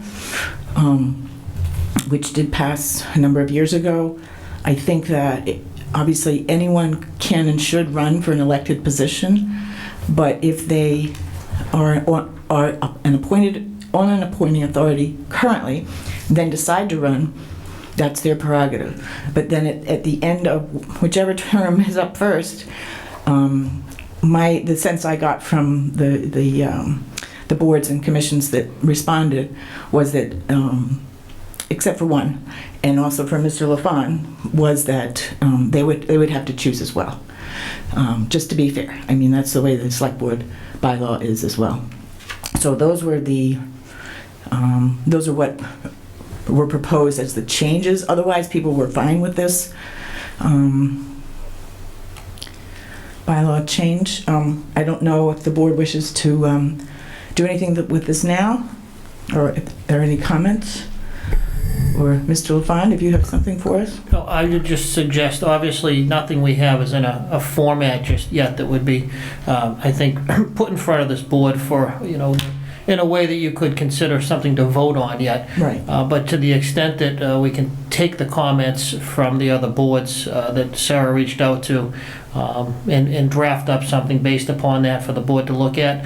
The good thing here with regard to this and the Finance Committee bylaw is, we're looking at April before there's a town meeting. So there's no rush on this, so that's right, to make sure that all the input is taken. But obviously to have something, a draft to look at, I think would obviously be the place to start if that's the board's wish. Yeah, that was my feeling too. Any comments from the board? Mrs. Bogart. Question, can you just clarify when you said the elected exemption? I just want to be totally clear, and again, I'll use myself as an example again. So I was on planning board, and I ran for select board. So, and I got elected, and then I resigned from planning board. So that will be like solidified. That'll be made clear. So what if I was on, okay, so Concom, that's appointed. So if I was on Concom and I decided I want to try to run for select board and I win select board, does this bylaw say I can serve out my term on Concom? Or if I choose to accept my position as a select board, I'm making that choice to leave Concom? Well, and I think that's the question, because the proposal was that you would serve out your term and then you'd have to choose. You serve out your term, so your appointed term obviously would be up before your elected one if you were originally appointed and then ran for an elected office. So you would be having to choose whether or not to leave your appointed position. But whether or not it's as soon as you get elected, I mean, that's for us to work out. And is that just for people who are in office when this bylaw goes into effect, or is that like in perpetuity, like in the future, I'm on a committee, I want to try to run, I can be on both roles, or is it just for people who would be affected by it when the bylaw potentially takes effect? I think, well, you guys can speak up too. I think the intent was for this to be in perpetuity. Okay. So that we don't have someone on the planning board and the zoning board of appeals at the same time. And conversely, if someone's on the zoning board of appeals and wants to run for select board or planning board, that's fine. But then in whichever term expires first, they're going to have to choose. Yeah. See, in my opinion, if the zoning board, planning board thing, if you're on a board and you choose to run for another board, if you win that, I think you go into that with the expectation of, if I win, I'll have to give up this other position. So in my opinion, I think that's how it should be written, because you're going for another position knowing that at some point I can't have both. So if you get the one, you should just not have the both right now. Okay, that's a valid, I'm going to let Mr. Hoffman go first. I think also, if I'm understanding this correctly, the people that are affected that could serve out their term, it's at the time this bylaw is put into place. So in other words, if you're on the Concom and Select Board, you can serve that out. But after this, so in other words, say this got adopted in April, the following election in April of 2023, if you ran for Select Board, you would know, kind of like we knew, that we had to give up the planning board. Like right away. Right away. Right. So any of those appointed boards, because it had already been in a year and no one would be affected, grandfathered in, if you will, Right. that going forward, they know if they do get elected to the whatever elected board, they'd have to get up that appointed. The other one, yeah. And actually, the chair of the Conservation Commission was in earlier, and he suggested that too. Okay. It's only fair for the person to decide right there. You got elected, okay, now you decide, and that gives the town a chance to find someone to fill their place, because these boards need people in their seats. I mean, these are permitting authorities, so they do. Mr. Belvin, your turn. Yeah, and I echo that. I mean, my thought process on this is that, similar to the Board of Selectmen, that when that bylaw came into effect, okay, you didn't have to pick which one at that time, all right, but us coming into this, knowing we're gonna go in, what I did is I was on the redevelopment authority. What did I do? The bylaw says I can't hold two positions, so I got rid of the redevelopment authority, and then I was voted, raised my hand and did the oath of office for this position. So, I mean, that's the way I think you should do it. With starting a new bylaw coming in place, is that you really have to grandfather the people that are there physically at that time, but anybody further that comes into that, you won't be, because you will have to take that pick, yes or no. All right, because that's only fair to the residents and also that appointed or elected official. And that's my feeling on that process, and the intent, I think, resolves everything. Thank you, Mr. Belvin. Other comments? No more comments? Actually, I do have one more, I'm sorry. Yes, please. Also, I just want to make an announcement that we did receive these comments via email to all the Board of Selectmen, and I want to make that disclosure to make sure that everyone understands that they will be put into the record, so everyone will see these emails from Savory Moore, Sharon Clark, and Eric Mueller. All right, so thank you. Thank you, Bob. Okay, does that provide a little guidance, Mr. LaFawn? Yes, it does. Thank you. So I'll presume to draft something and probably work with Sarah to make sure she believes it reflects what the board has outlined here. Great, thank you, appreciate that. Discussion and possible vote, Finance Committee and Council on Aging bylaw proposed changes. I think you may correct me if you want, but I think in the past we have discussed having a sit down with the Finance Committee.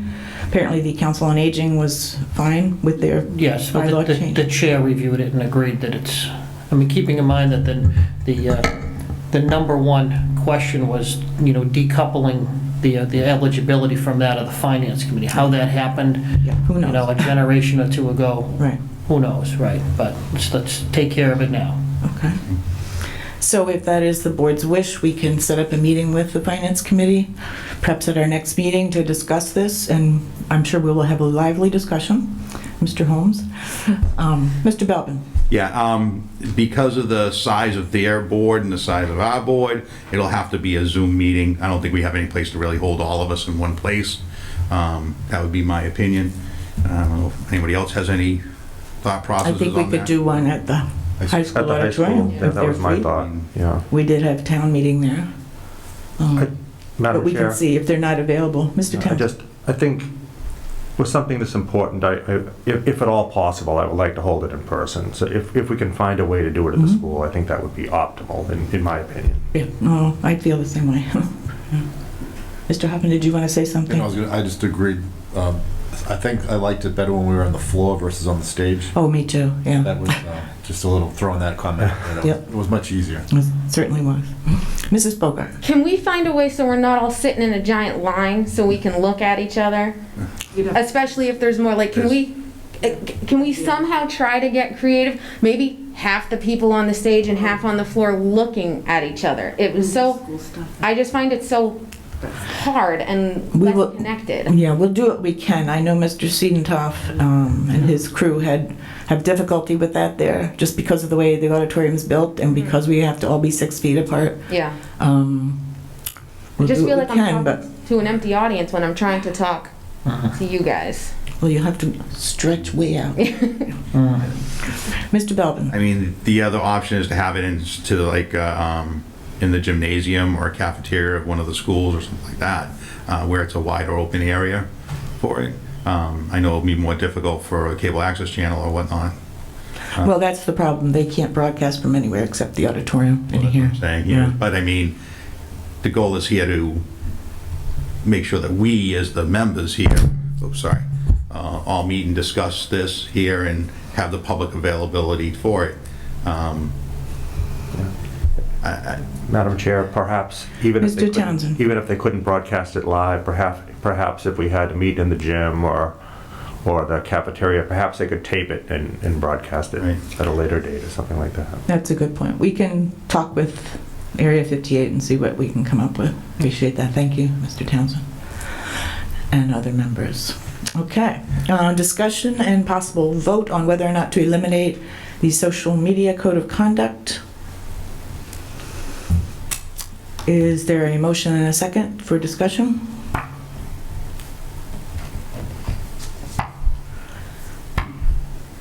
No motion and no second. Okay. So we're not discussing the social media code of conduct, is that correct? Oh, I'll make a motion to discuss it, yeah. Is there a second? I'll second to discuss it. It's fine. Go Okay. ahead. Any discussion on whether or not to eliminate the social media code of conduct? I thought we already voted on this. No. When? We did not. I believe we talked about it. I think we talked about it, but there was nothing on the agenda about eliminating it, which is why we put it on. Right. The last meeting, I believe the last meeting we voted not to adopt the revised social media code of conduct. Yeah, I think, speaking to Mark's point, I don't think it was properly on the agenda for the board to specifically do that. That's right. If I recall, so I think that's why it was requested that this be put on this agenda, so that there weren't any questions about the open meeting law. If I recall, Mark, was that your... Yeah, that was... That's exactly. Yeah. Okay, I'll make a motion that we eliminate the social media code of conduct for selectmen. Is there a second? I'll second. Any further discussion? I'll discuss. Mrs. Bogart?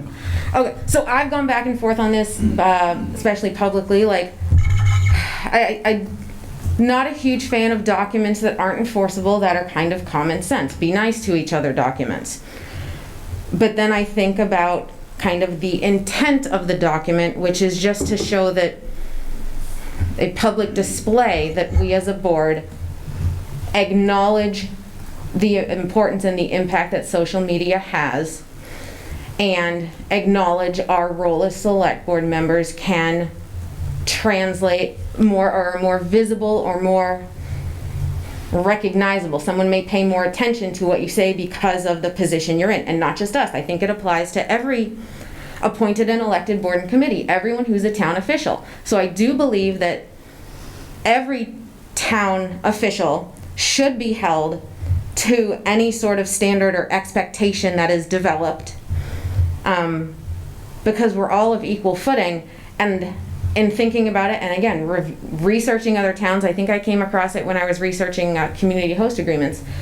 I found some towns that have select board handbooks, kind of like Bob had referenced many months ago, creating one. And I think if we were to have a document like this, or the code of conduct, or the financial policies, that's an appropriate place to have it in a handbook. And I saw that on several occasions, and I had written down towns, but they had really good handbooks, and things like this were totally included. So instead of having a standalone document, you put it as a, this is kind of what you're getting into. So in that regard, I would support having one, but not necessarily as a standalone document. So I would like, if we keep this code of conduct or the other one, I would like it to be in part of the creation of a handbook. Because putting this kind of as its own, in my opinion, and without the best words, kind of seems like a knee-jerk reaction to certain instances. So I would ask us to commit to creating a either select board or a town official handbook with information like this. And I've got other towns, for example. I'm not just making this, No, I would agree with that, and since our conversation, I've collected about a dozen from some of our neighboring, my peers and other communities, and they do vary. One of them, you have public officials, by some title handbook, which really deals with some of the more general things that everybody should know: conflict of interest law, open meeting law, public records laws, things like that. But I think what Jen's talking about is a little more specific, but there are models for that too. And also not on the agenda. I mean, we really can't make this vote contingent on that, Mrs. Bogart, because that's not on the agenda. So, I mean, I don't perceive any problem with us coming up with a handbook, and it can all be collected on the website into one spot. And if Jen, I'm happy to work with you on that too, if it's something we want to share thoughts on. Sure. But right now the motion is whether or not to eliminate the social media code of conduct. Okay. As revised. Okay. Mr. Townsend. Just quickly, I know we've talked about this at multiple meetings, and just to repeat what I've said in the past, I think it's important, although it's not enforceable, I think it's important that we have some guidelines for selectmen and public officials in general, so I support keeping the social media code of conduct. Thank you, Mr. Townsend. Anyone else? Oh. Mr. Hoffman. I just want to add on to what Mr. Townsend said, that I think we do need some type of guidelines just in place, even though it's not enforceable. At least something's out there, and then the members can choose whether or not to follow the guidelines. But at least something is out there for the public to see, that we as a board, kind of what Jen said, just should be held to a higher standard a little bit, because we are elected by the voters of the town. So I would just like to, my feeling is we should have something in place. Thank you, Mr. Hoffman. One more thing. Mrs. Bogart. The version that I'm looking at on my computer in number 1, we request board members take responsibility for the comments they allow and enforce civility. I know in the past I've asked to change that word enforce to encourage, because Yes. how can you enforce? That's fine. I think we did talk about that, so that will be changed. It's just in the version that I see. Yeah, because this can't be enforced. My 2 cents on this issue are that I'm pleased that we've actually worked this policy out ourselves. I think in previous years it was kind of handed to us, so we didn't really have ownership. And I think the question is really, do we want to lead or not? And this does set a standard that I think shows people that we appreciate the role we're in and its responsibilities. So, all right. There has been a motion and a second to eliminate the social media code of conduct. Any further comments? All in favor? Aye. Aye. Opposed? No. No. Okay, so that motion fails 3-2.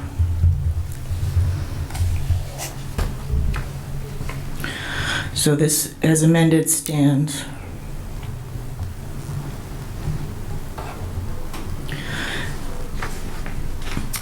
The next point of discussion here is discussion and possible vote on whether or not to create a committee to review town bylaws. I think we did have a fairly lively discussion about that at one of our previous meetings. I am willing to entertain a motion here to have each member of the select board, if they have particular bylaws that they would like to bring to the board, and have us as a board review these, for however long it takes. I think that might be a more efficient way to do this. I'm sure there are bylaws that each of us feel need some tweaking or removing or heavy changes. So if anyone would like to make that particular motion rather than to create a committee to review the town bylaws. Madam Chair, just a question. If that's the case, couldn't we just do that under our select board notes? Couldn't we just bring that forward? Mm-hmm. We're interested in talking about a particular bylaw in that way? We could, but the item on the agenda is whether or not to create a committee. Okay. And I agree with you completely. But and in the future, if there's a motion to create this committee to review town bylaws and it fails, and then someone wants to make a motion to have individual select board members bring whatever bylaws to the whole board as a whole, they could, as Mr. Townsend said, do that on their select board notes, so we'd all be prepared. We could read up on the bylaw. So, is there a motion on whether or not to create a committee to review town bylaws? I make a motion that we create a committee of 7 members of the public, including 1 selectman, for the town bylaws for review. Is there a second? I'll second for discussion. Further discussion? My thought process was this, is I actually went through a number of them. I went through the town bylaws, looking at what boards, committees, or whatnot could turn around and do that, but I don't want to limit it to just boards and committees. I think the bylaws are the bylaws, that any resident could serve on this type of a committee to review the bylaws, all right, and those individual committees, if they want to come before that board and to make changes, they turn around and do that. That way, we're not taking our time here. We've now shifted it over for another board to go ahead and go look at those, to bring those to us. That was my thought process.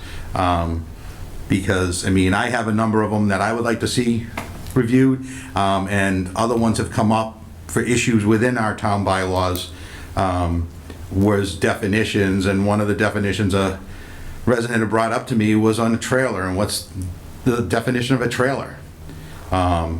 And trailers are exempt from the bylaws in here, and do we consider a 18-wheeler truck with trailer? Is that a trailer? And can you have that on a residential house?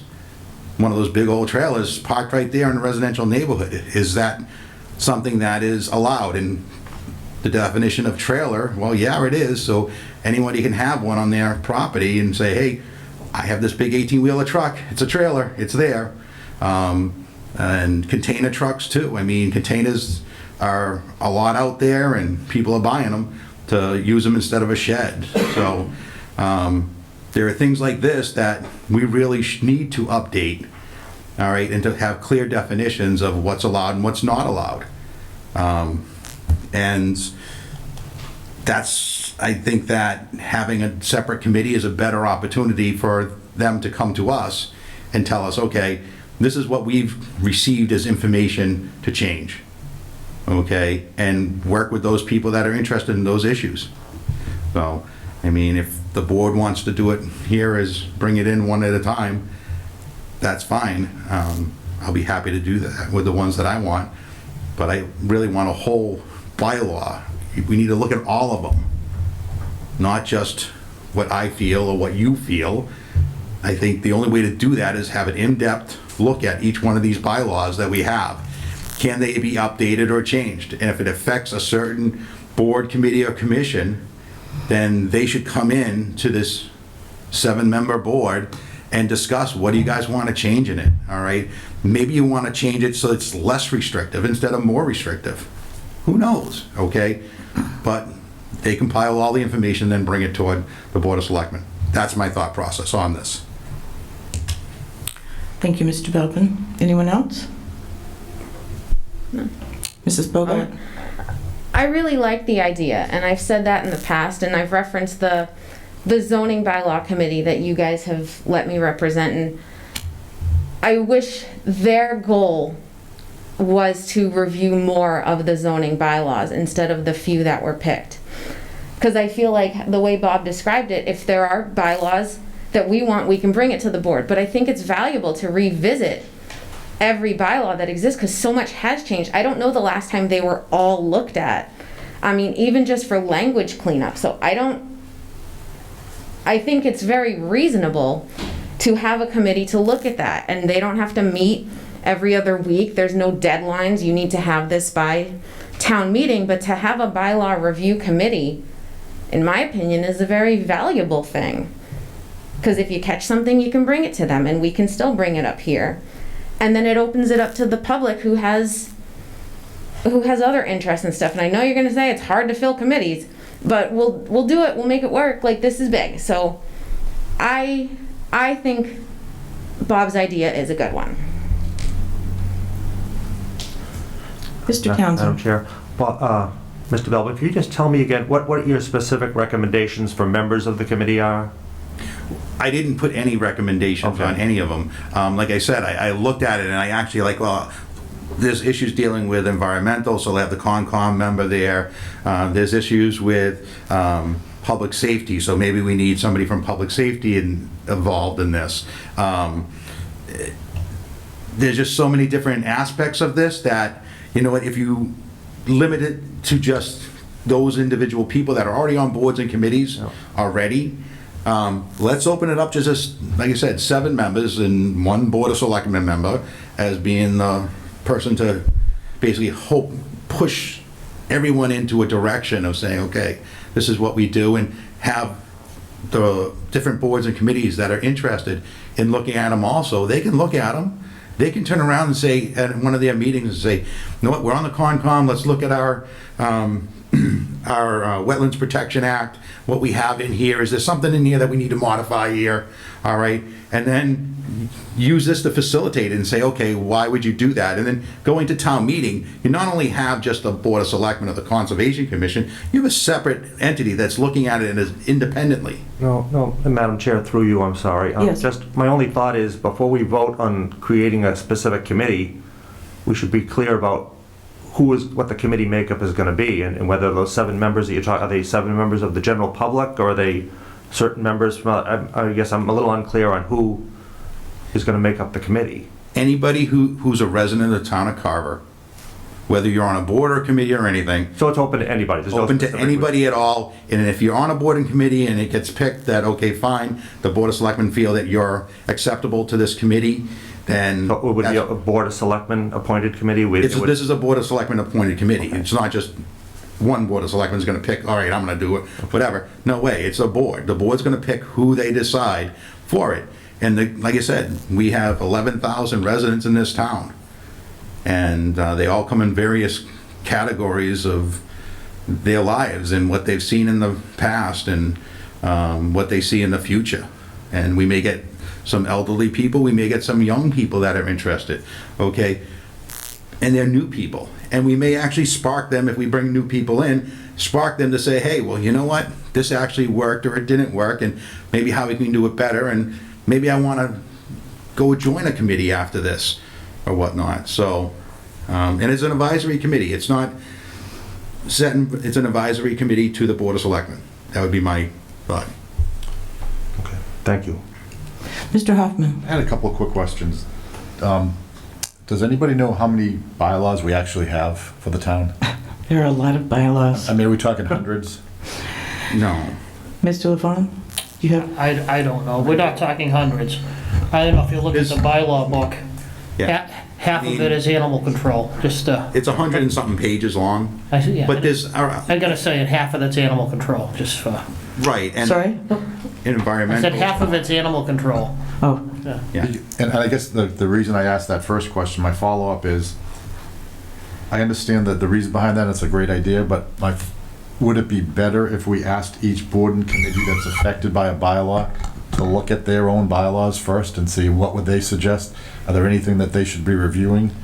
And maybe in their board and committee meetings, review that and have it open to the public so that you can go to the FinCom meeting, go to the Conservation Committee meeting, if you're interested, because they might be interested just in the conservation bylaws. So that group of people can attend those meetings. I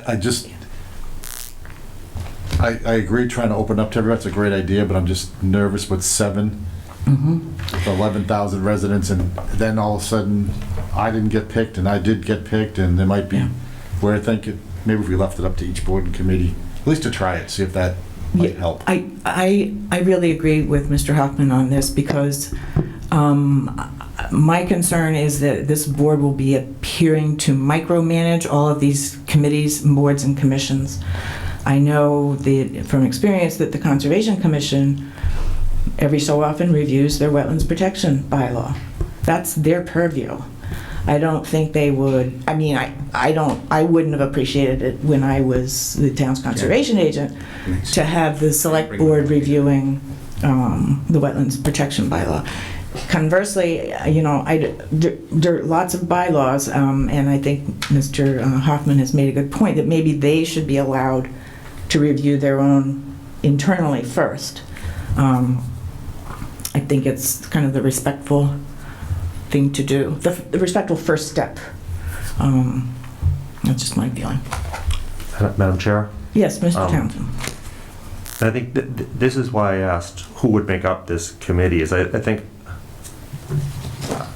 first of all, I agree that some of the the conservation bylaws and things like that, I think those committees should be reviewing their own bylaws. I also think that some of these bylaws may require a specific expertise.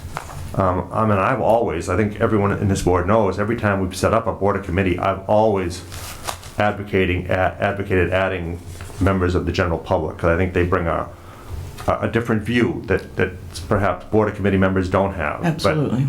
But I just worry that in this particular case, we may need some specific expertise that perhaps we're missing out on. So that would be my concern. So, my thoughts. Thank you, Mr. Townsend. Oh, Mrs. Bogart, I'm sorry. I go back to, I think it's a good idea, but to address Mark's point, do you think it would make it work better if the makeup of the committee officially included someone from the Conservation Commission or other commissions or committees or boards that have expertise? Because they will bring something else, but the general public does too. Maybe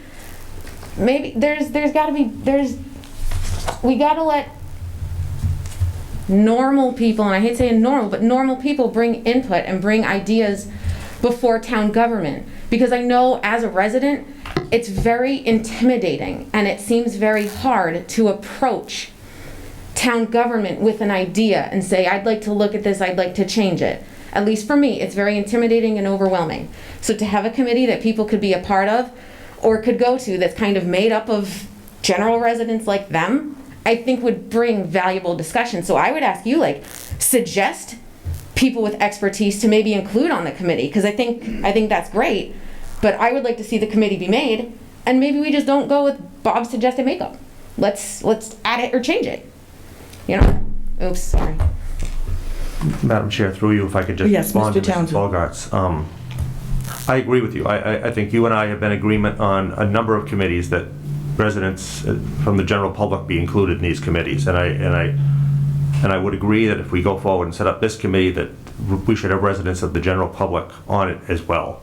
Because I do think they bring a very different viewpoint, and that's an important viewpoint. I just wonder in this point, there are so many different and varied bylaws out there that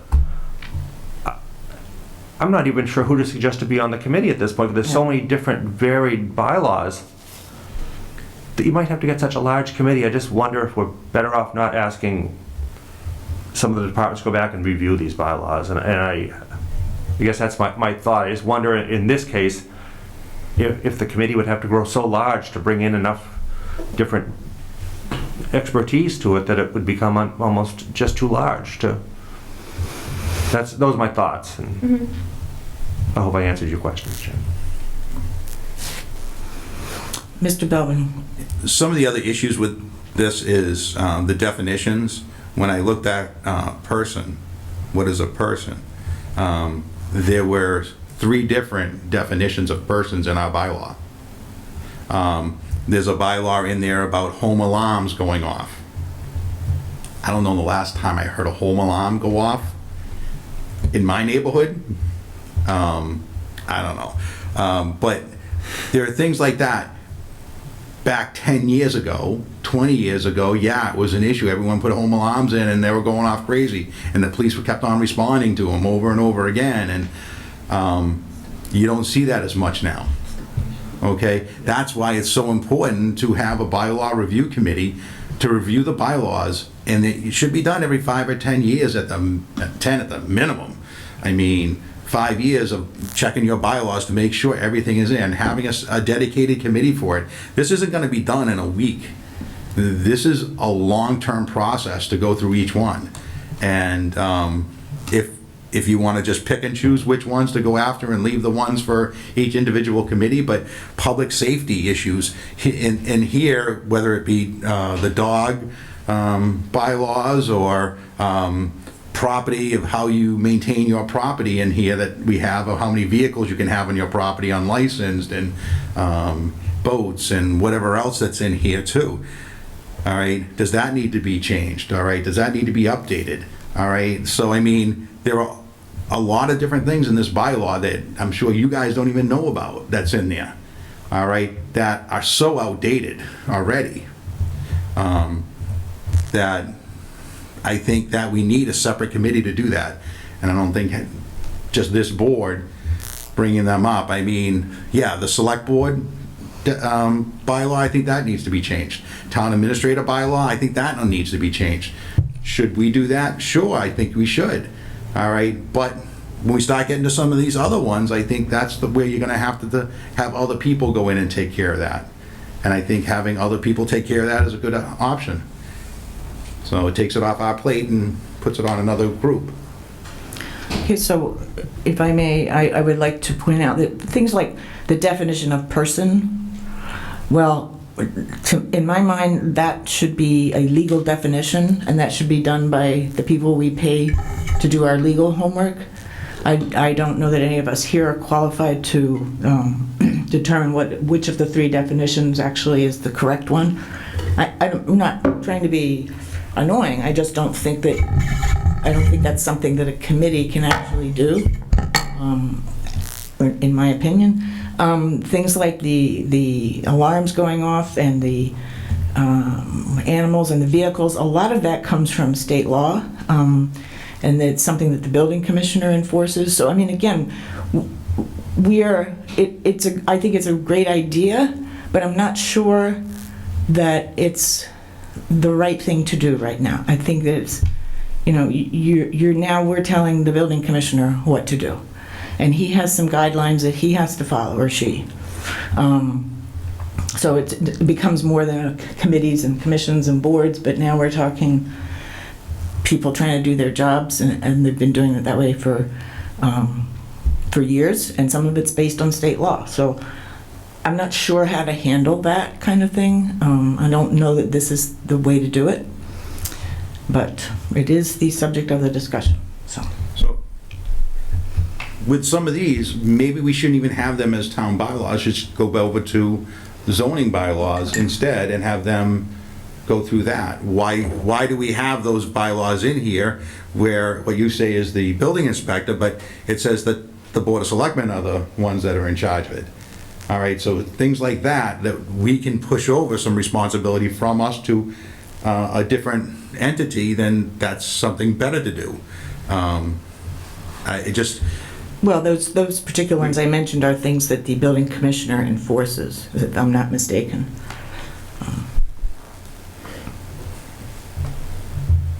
Anyway. Madam Chair. Mrs. Bogart. I can speak from experience, and you were there with me. On the planning board, we actually had a problem with the word frontage with a project that was brought before us, because the definition of frontage wasn't clear and conflicted with itself somewhere in the town bylaw, and we had to turn to other town entities for their input, and in the end it fell to the planning board to determine what did frontage mean. So that was a really good example of how the term frontage needed to be redefined. And then I think Bob had said this committee would just be an advisory committee. So they're not going and telling people what to do. They would see if something should be suggested. They would bring it to us. And of course, it has to go to town meeting. We're not the boss. If it's a bylaw change, town meeting does the bylaw change. So it's not like this committee or we would start just, okay, this is how you're going to do things. I guess a way that I would put it out there is maybe could we informally start this committee, put it out there and see if there's public interest. Maybe no one wants to do it. Maybe 50 people would apply right away. But let's see if the public thinks it's important to do. I would like to just advertise it and see what response we get in a couple weeks. Because maybe people think it's important and we don't realize it. Or maybe people are like, nah, it's fine. And I would like to see it put out there. Okay. Thank you, Mrs. Bogart. Any further discussion? Seeing none. Motion's been made and seconded to create a committee to review town bylaws. All in favor? Aye. Opposed? No. No. Okay, so I had thrown out my suggestion earlier, which we can consider at a future meeting, or any other ideas about this too. Discussion and possible vote on the select board's guidelines / code of conduct. That's one item, and then agenda policy being the second item.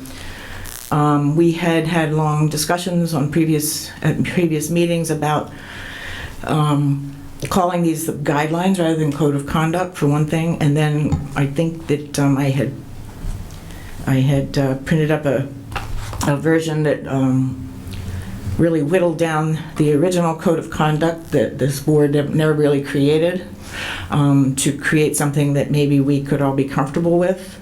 Again, going back to just the idea of not being able to enforce it, but being able to set an example. And I think there were four items in the proposed new select board guidelines. Do we have those in front of us? You got, okay, good, just checking. So essentially they read that it's up to the board to set policies and the town administrator to run the daily business of the town. We should all try to play nice with each other, share the sandbox, be good. We should be allowed to speak with town employees, but not tell them what to do.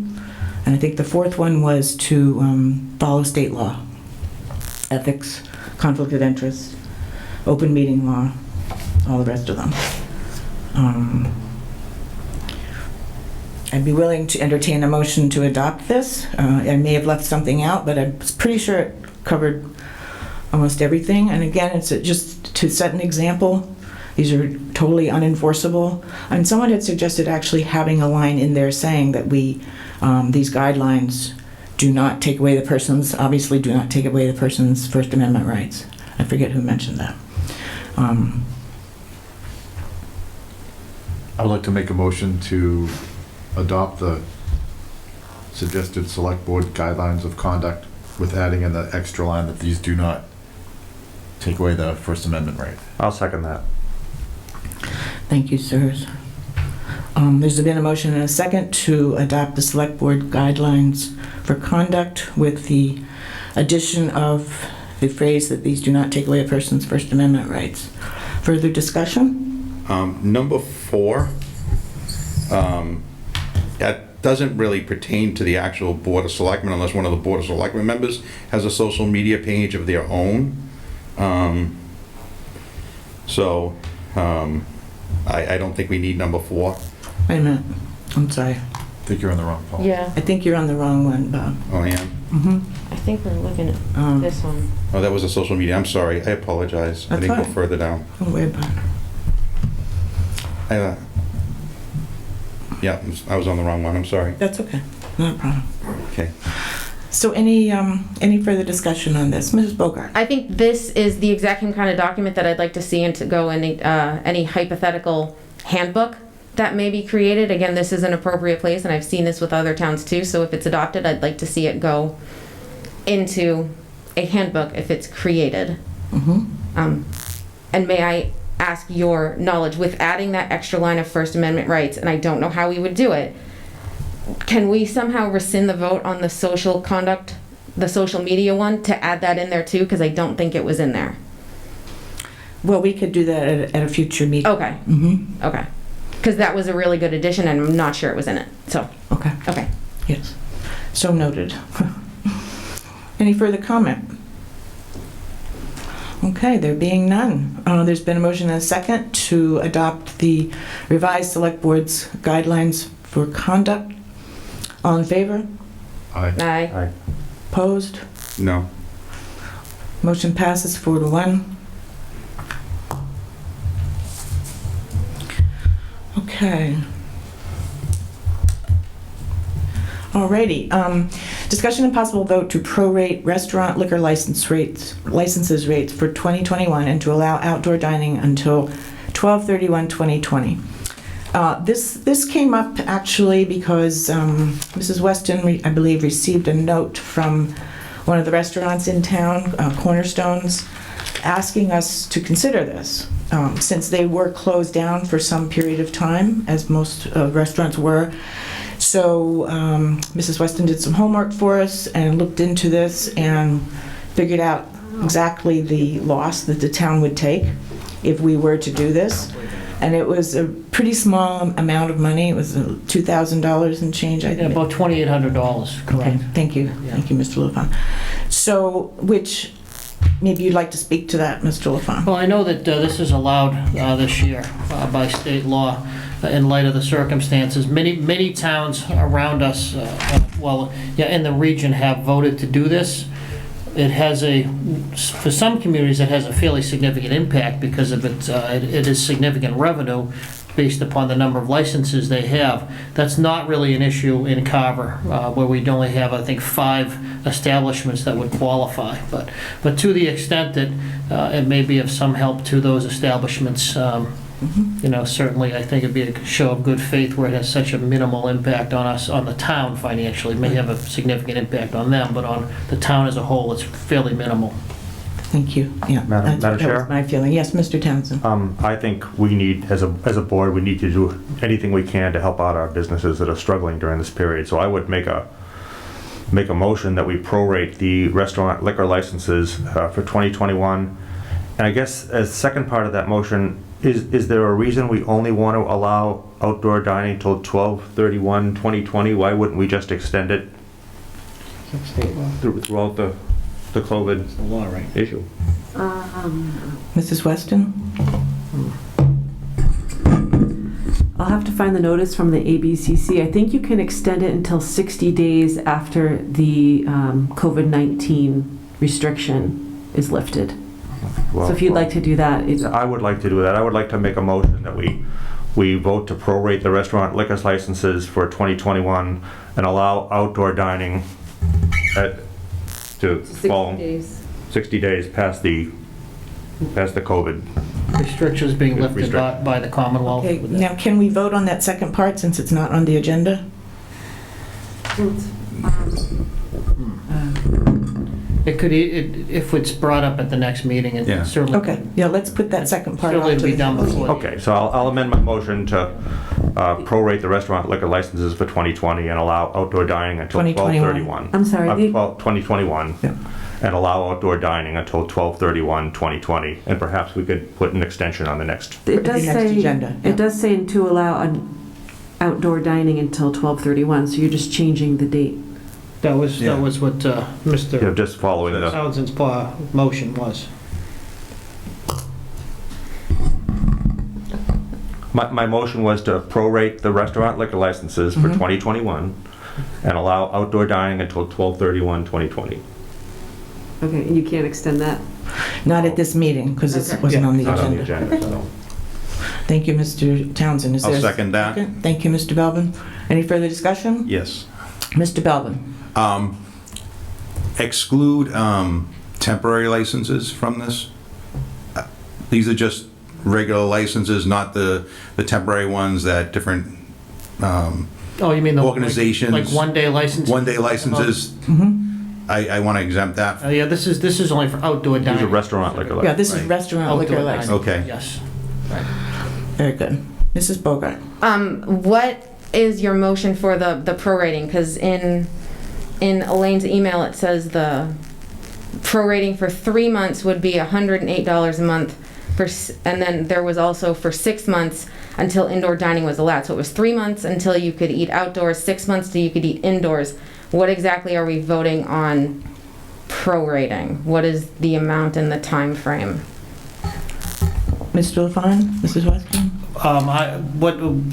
It would be through the end of the licensing period, which is the end of the calendar year. I think when it would start, be recognized, I think. What was your conversation?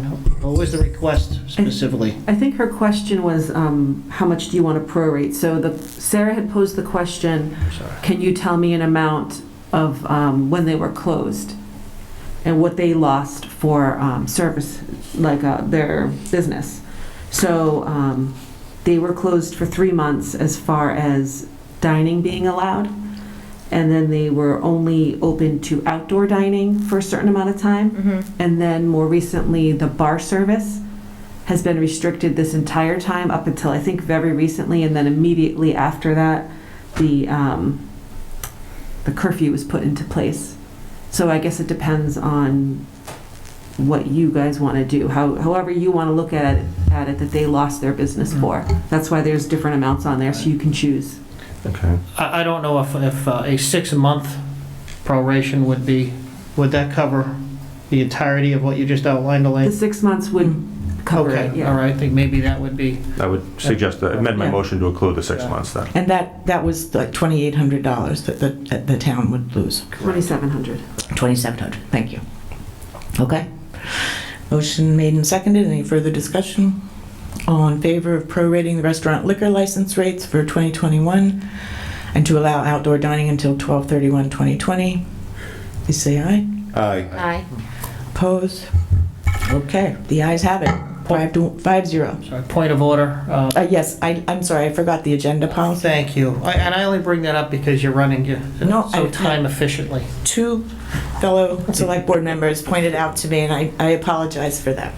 I will entertain a motion to approve the revised agenda policy. I'll make that motion.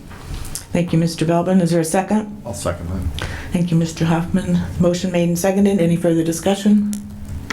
Can I get to it? I could swear there was a typo somewhere. I'm just scrolling up.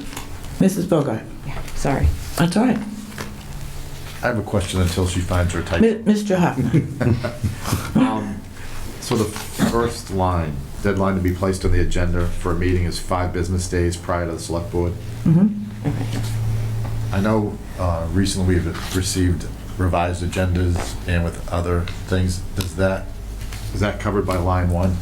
The only reason I'm asking is I don't check my email as often as I should maybe, and I don't have to do the last minute research the night before. So I know that's why we've always given the 5 days. Right. So what exactly does 5 days mean? Is that the full agenda, or when can revised items be submitted, or revised agendas be submitted to us? Well, I think that's a good question. I don't want to be nitpicky, but No, that's all right. How far down I was... I mean, just number 1 for the department, committees, commissions, board. No, this policy, where is it in our packet? That's all right. Oh, I found it. 35. I found it right away. Isn't that amazing? Okay, so your question is, our item number 1, the deadline to be placed on the agenda for a meeting is 5 business days prior to, so we have 2 prior tos there. Hey, you got one of them. Select board meeting, and the office must be provided as much background material accompanied by a short written summary by the deadline. I believe this applies to members of the public, but perhaps, Elaine, that could be made clear. Are you under that same impression, Mr. LaFawn? Well, I am only because at another place in here, the policy was clarified to and make it clear, at least, that things submitted not just by the public, but by any member of the board, would also have to be accompanied by some explanation or backup information. I think that's the intent, but it wasn't separated in a way that was clear. Obviously, that's for the courtesy of the entire board, so that we don't get here and you know, either me or, God forbid, Mark throw something at you at the last moment. So, Right.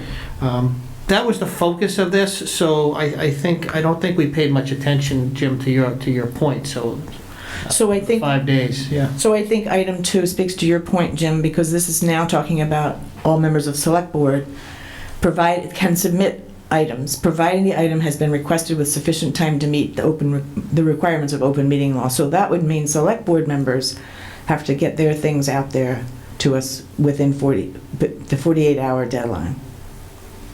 That's how I'm reading that, because that's a requirement of open meeting law. Now, you can make revisions within that 48-hour timeline, and you know, adding something to a select board item, obviously those are not items for discussion or vote at the meeting.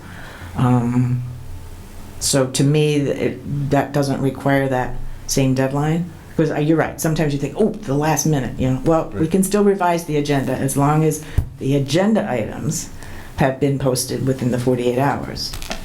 That's how I'm reading this. Anyone else have any thoughts on that? I guess that was half the question, and also for Elaine and her department to constantly revise the agenda, the revision to the revision to the revision. They must be very sick of us, I know. Just trying to help them out a little. I know. Well, I mean, we can amend this item here to give ourselves a deadline too, if you want. In other words, so if there's an agenda item that we want out there, obviously that has to be out and posted within 48 hours. But if you would like to set a time, I've tried sort of informally to write to you guys and say, okay, we need you to get this, the meeting's Thursday, we need the stuff by Monday so that Elaine can share it with everyone on Tuesday, and then Tuesday morning, and then post it Tuesday afternoon. So we could keep that informal, or we could further codify it here if you'd like. I think it's more of the agenda items themselves. I guess my question, why did the revisions get revised and get revised? On occasion, I would say maybe 50-50. Something came up at the last minute, a special license that we had to do then because we had a certain time limit and it only came across the staff's desk. And then there were things like select board notes added, and I'm as culpable as the next person, because I know it was because of my select board notes that with the last revision had to be made. So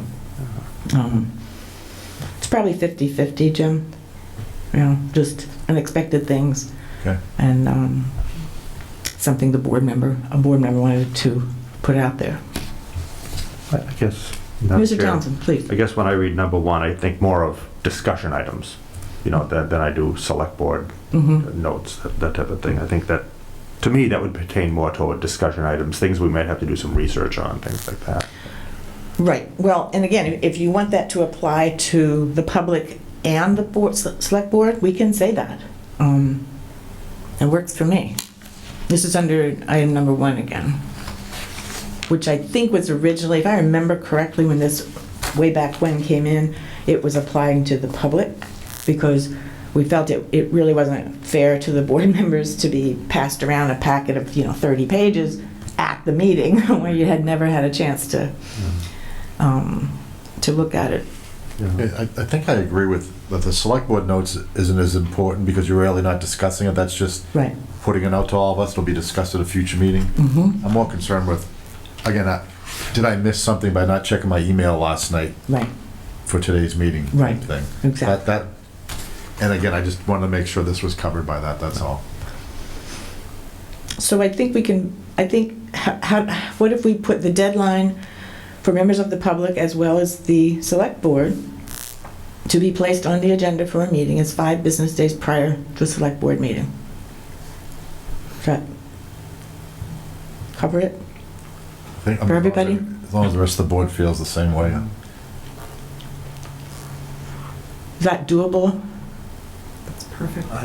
I'm asking our I guess staff. myself, I look at it, it says the deadline to be placed on the agenda. I mean, it's pretty clear. Okay, yeah. The deadline to be placed on the agenda it pretty much applies to everything. Okay, yeah, good point. That certainly makes Elaine's job easier. Correct? Well, that's part of our goal here. What we're here for, that's right. Talk about you. Okay. That covers it. Anybody else? Madam Chair. Mrs. Bova. I found my notes. Okay, so you said the first one, prior to is twice in that first line of number 1. Correct. And then the second line of that, the office must be provided as much background material accompanied by a written short summary. It seems like there's a word missing, or it should be provided background material, or provided as much background material as possible. What number are you on? Number 1, the second line. It says, the office must be provided as much background material accompanied by a written short summary. I think it would be take out as much or add in as possible. I just think grammatically it's not right the way it's written. Right. Okay. Maybe add a comma after material. Oh, but then take out as much, provided as much background material. Yeah, you need another as. You need another Material clause. accompanied by a written short. Right. You gotta take something out or add a couple more words. Okay. Mrs. Weston, we have that. Oops, Thank sorry. you. Oh, and then in number 4, the word copies is spelled copes. In the italicized, much provided. Looks like a typo. Mm-hmm. Yeah. Very good. Mr. Townsend. Madam Chair, my only question is the wording somewhere in here so that you as chair, whoever is chair, can add a last minute item if there's something of a more urgent nature that we just become aware of? I don't see maybe I'm missing it, but I don't see anything in there that gives you sort of a... Well, that's covered under the open meeting law. Yeah, I mean, that is a good point, but it is covered under the Okay, so you don't feel we need to 48-hour have it written in here somewhere? It's not actually written in there, but it is covered under open meeting law. That's fine. My only concern is I don't want to see us restricted if something comes to us of an urgent nature and we can't put it on the agenda, so... Yeah, so that's topics not reasonably anticipated by the chair 48 hours in advance of the meeting. That's fine. But if you'd like to have that in this I'm policy... fine, as long as we have that freedom to be able to take care of those. Definitely, yep, thank you. Okay, there's a motion and a second on the floor. Any further discussion? All in favor of the agenda policy as amended, thank you. Please say aye. Aye. Aye. Opposed? Motion passes unanimously. Very good. Okay. Mr. LeBon. Right on time for a change. We're right on time, aren't we? I will still try to be brief as Minute to possible. spare, right? Couple items. Number 1, we are, I guess, in the process of beginning open space plan document that is essentially 10 years outdated, and it's really part of the overall town's master plan. It's important for obtaining grants and other planning needs. On November 16th, me, Jim Walsh, and Sarah met with Bill Napolitano, who is the executive director of SERPID, and I think most of you probably know Bill, to discuss a proposal that they've given us to update the master plan. The proposal was about $18,000 in its full form, and they could probably get going as early as May, which would ensure that we'd be able to put money in place to pay them if that's what the town wished to do. There are multiple components to it. It's possible that we could save money over what the proposal is. They are, I think, clearly probably the most qualified group rather than some sort of private entity to contract with to do this. And as I said, it's really 10 years outdated. I don't know if, Sarah, you want to speak to that a little bit? I know you've got experience with open space and master planning. Yes, thank you, Mr. LaFawn. Yeah, so there is some work that the town itself can do to update this plan that will save us a bit of money. There are 2 main parts of any open space and recreation plan that need updating, thoroughly updating every 5 years. And the first one is the survey of a representative sample of all the residents. And I know you served on the original committee that we had there to do that, Jim. And the second is Carver's demographics. So Serpide will be getting the new 2020 demographics from the state. The town will be doing the survey. And what that will probably entail is setting up an open space and recreation plan update committee. We used to have one, but I think it went by the wayside when the plan got approved in 2015. So we'll need to do that. Occasionally, some things change in the plan. Sometimes the 7-year action plan needs to get updated if the results of the survey are really significantly different from the last plans. We'll have to wait and see. Occasionally, the plan's goals and objectives change somewhat too as things get done. You know, we have a police station now. We have a new elementary school. We don't need to do those again for a while. That sort of thing. That's more of a master plan idea, but it's a concrete example. It's easy to grasp. Since the plan's now it's 5 years out of date technically, but you're right, we started updating it in 2010, so you're right. Several new maps and updated revisions and definitions or recent laws from the state will need to be added, and Serpide is going to supply those. Serpide, as you may know, is our regional planning agency, so they're going to do the updated demographics, the 2012 bio map, which shows areas in town that might be ripe for preservation instead of development. The location of all of Carver's conservation subdivisions, including any built within the last 5 years. The state's updated definition of passive versus active recreation. Identifying the process of corrective deeds.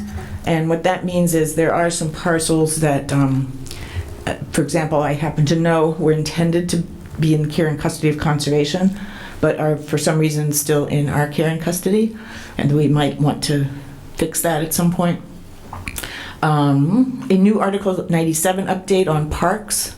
So Article 97 is an amendment to the state constitution that, and in this case, I'm not familiar with this update, but it covers land acquired for conservation purposes, and also land acquired through state monies.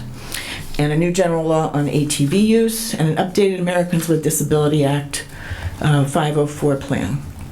So once we appoint the Open Space and Recreation Plan Update Committee, the residents will be selected from the residents list, which is in the clerk's office, and the representative samples chosen by skipping the first resident and maybe even the second resident and starting with the third and then going every 5 residents. That way it's not necessarily random, but it's very representative. At the time we did it last time, we had 9,700 and change actual residents who could do this, so it excludes people, I guess, not of voting age.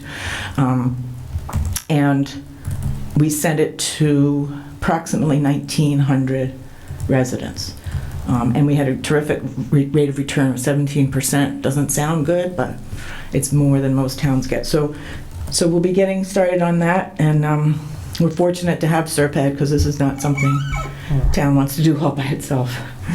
And based upon some of Sarah's comments, we'll be getting a revised proposal that would be somewhat less. And as you can see, Sarah's paying much more attention at that meeting than I was. So thank you, Sarah. Thank you. We have this past week submitted our 5th request to the county for CARES Act funding. This last one was about $194,000, and I will be emailing the board members the last cover sheet, which discusses exactly what those requests are for. So we're up a little bit over $1 million in our requests. We have right now targeted about $200,000 more that we intend to request, and expect more from the school department too. The deadline for submissions is the end of December. There's been no decision yet as to whether or not that would be extended beyond that. I know there's a lot of requests from all over the country, certainly within Massachusetts, based upon our guidelines, to extend that beyond December. As Mr. Tom O'Brien, the state county treasurer, has informed us that if there is an extension, it'll probably be really at the last minute. these approvals for this really come down as really trickles down from the federal government. So it's not a decision that can be made by the county, or they would have already made that. So they're certainly advocating for that. One of the concerns is to the extent that towns or cities and towns use up their entire capacity that's been appropriated, and this situation isn't going to go away anytime soon. So it's a little bit of a dilemma if the state doesn't extend the deadline, because most of us who have been trying to reserve some capacity are going to have to really work very hard to try and submit programs or items that may be reimbursable. The other problem is that we don't know. There's basically 4 phases of approval, which take a long time to get through. And you don't really know until later in the process whether or not something you've submitted is going to be rejected, which means if you've spent the money on an item, you now have to find an alternative way to fund that item. So it's a very imperfect process at this time. I know that some communities have taken the risk that if they don't get reimbursement, then they'll just have to go to stabilization at some point. So again, it's a little bit of a dilemma. We'll be up over $1 million in some of the items that all of the items in this last batch, we certainly hope all get approved, but we don't know that for certain. So we're going to be prepared to hit our limit, but once again, we don't know if in total we're going to be reimbursed for everything we're submitting. So, and we're in the same boat as everybody else. Madam Chair, through you. Yes. Mr. LaFawn, do you know what percentage of the money that was allocated for Carver, what percentage of that money have we received at this point? We've only received the first check so far. Okay. For $165,000. We will now have submitted over $1 million, but as I said, it's a 4-part approval process. So it takes a long time. The first 2 steps are the longest in terms of the approval process. And we're not, according to Mr. O'Brien, we're not really, we're kind of in the same boat as everybody else because it does take so long. Last time I spoke to Mr. O'Brien, I think it was about a week and a half ago, they were backed up. It was, 75 plus applications. So they're backed up. As you can imagine, everybody's on the same time frame. Everybody's trying to beat the clock.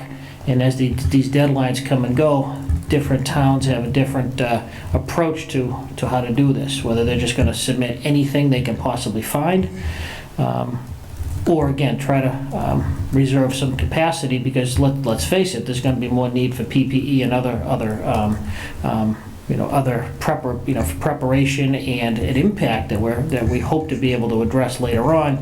And there's certainly no reason to believe at this point that there'll be an additional appropriation to help us do that. So the checks will be coming, but it's very, very slow. How about the money? I understand there's a pool of money that is assigned specifically to, libraries, COAs, and veterans services? Yes, it's about $109,000. And have we put any requests on that money? We have, and we have some of the Wi-Fi improvements at the library. As an example, we'll be submitting for upgrades to some of our facilities across the street to help encourage outside programs and for social distancing. It's possible we'll be submitting some additional funding for some upgrades down at the Outwood House that may also be helpful for social distancing and those types of programs. But once again, when you spend funds, you don't know if you're going to get reimbursed for those. But we're trying, and I think there were a lot of philosophical questions about this, how this program works and what it's intended to do, but I think that's best reserved for not this forum.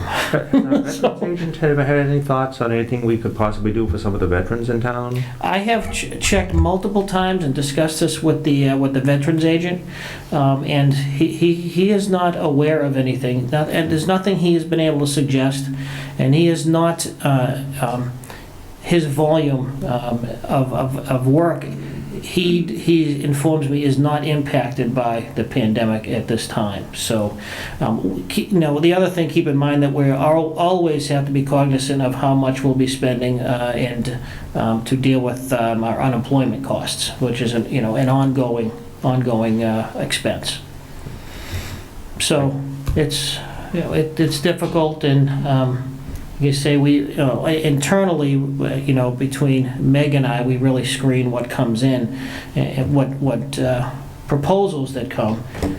We do our best at least to see if these are things that would fit the criteria or how we can. They're legitimate requests, but what do we have to do to try to make them meet the criteria realistically? So we're trying our best, but we do have about 1.7 million in total that is reserved for Carver if we need it.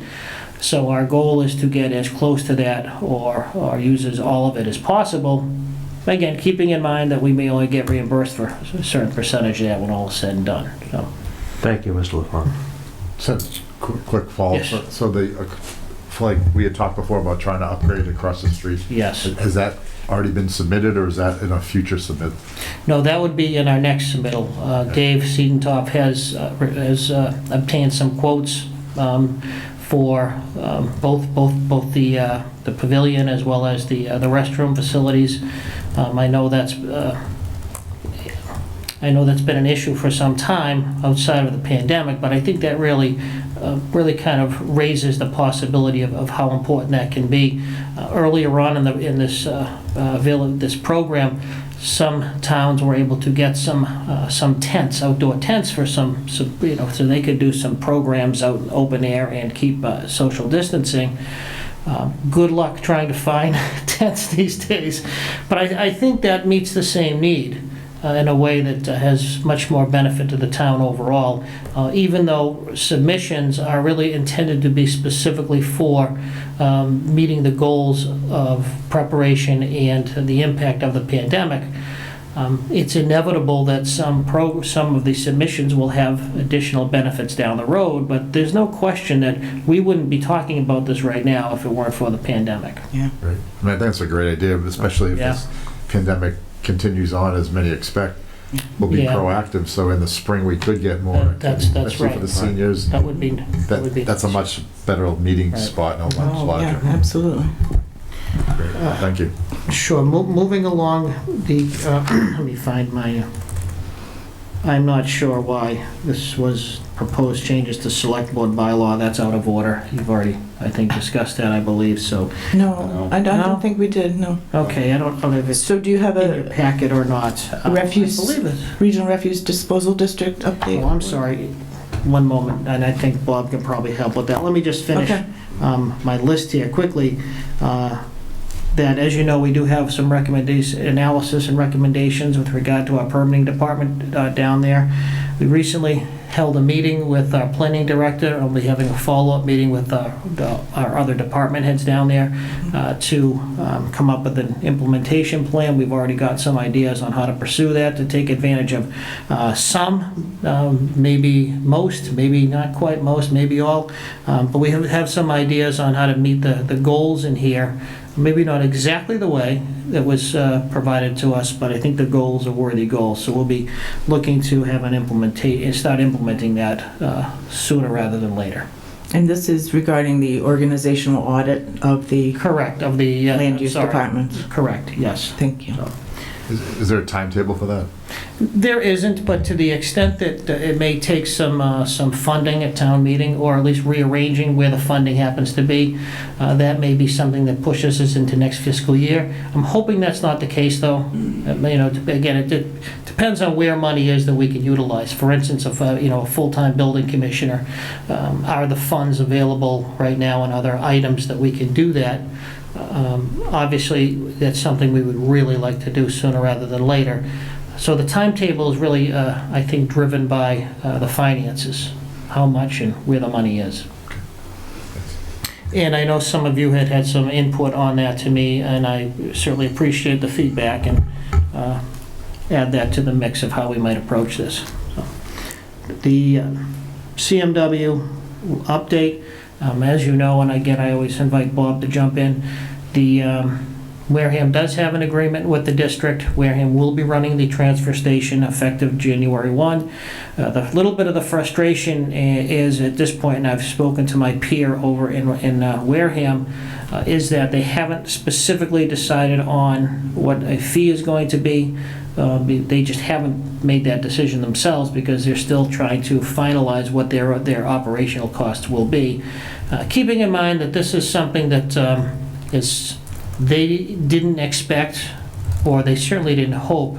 They hoped they wouldn't have to run this facility themselves as a municipal entity, I think for obvious reasons, and I think you can envision the difficulty Carver would have to put in place the administrative structure and the provisions that it takes to run a facility. You've got, you have labor issues, you have insurance issues, administrative issues, and in terms of processing, you've got hiring. There's a lot that has to happen, and pretty quickly.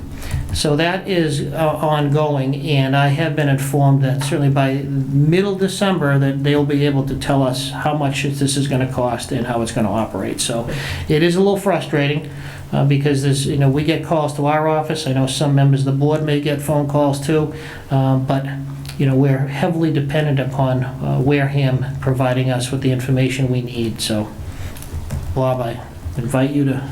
Yeah, I'll be quick. I mean, their town meeting, I think, is the 12th, and that's where part of the issue comes into play, to make sure that they have money in the structure of how to pay all the bills and everything for their part of running that facility. They've already taken the bull by the horns. They have their DPW down there cleaning up the back area there.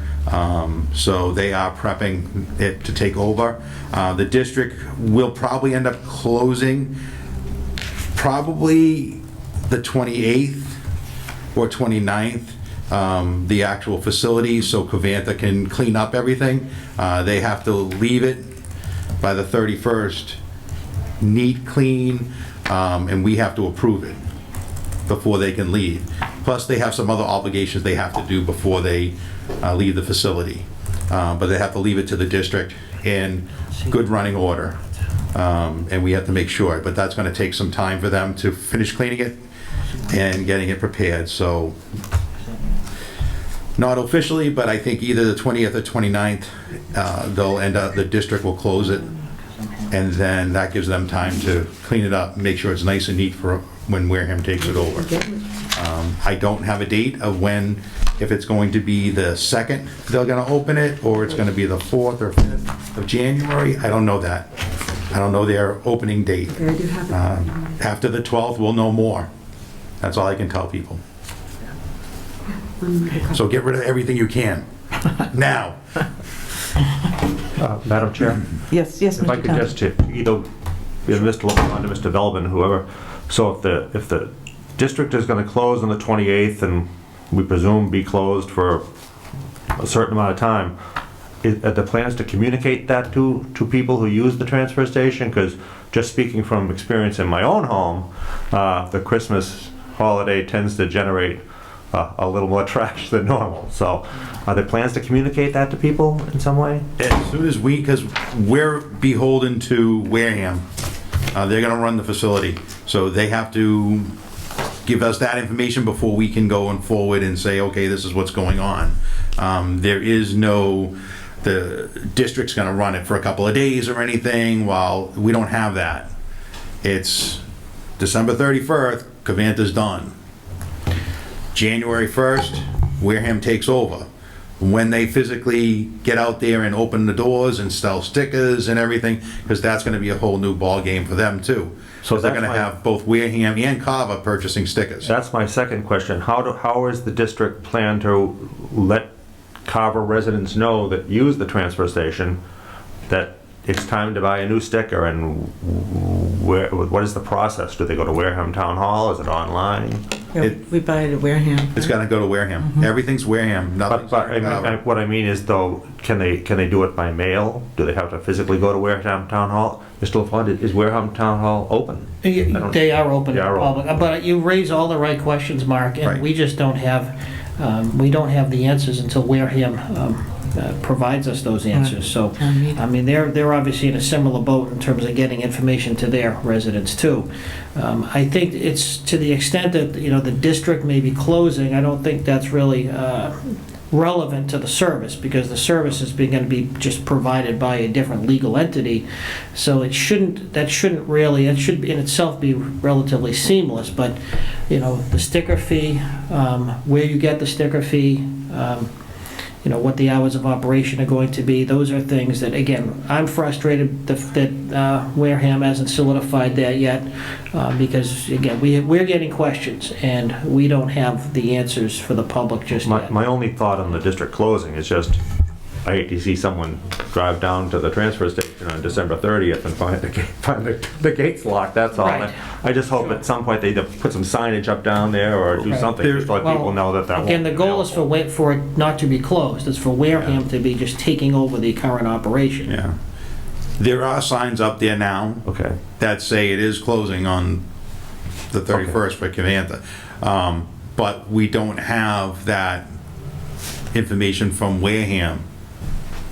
And I mean, I proposed that if we could sell stickers here, would be great. It relieves some burden from Wareham and it'd be convenient for us, but we get that money, there's no mechanism for us to go ahead and send that to Wareham. So, and then again, it has our permitting department also gets busier. And it's a short period of time that people are gonna, within the first weeks of January, trying to get stickers, and everyone's going to be down there, and how they handle that influx of getting people to buy stickers and their process of how they're going to do it. So we have no control over that. So we will find out all this information. Yeah, and get it out there as soon as possible, certainly on our, on our website, social media, postings, and, obviously newspapers are of little or no value. I'm sorry.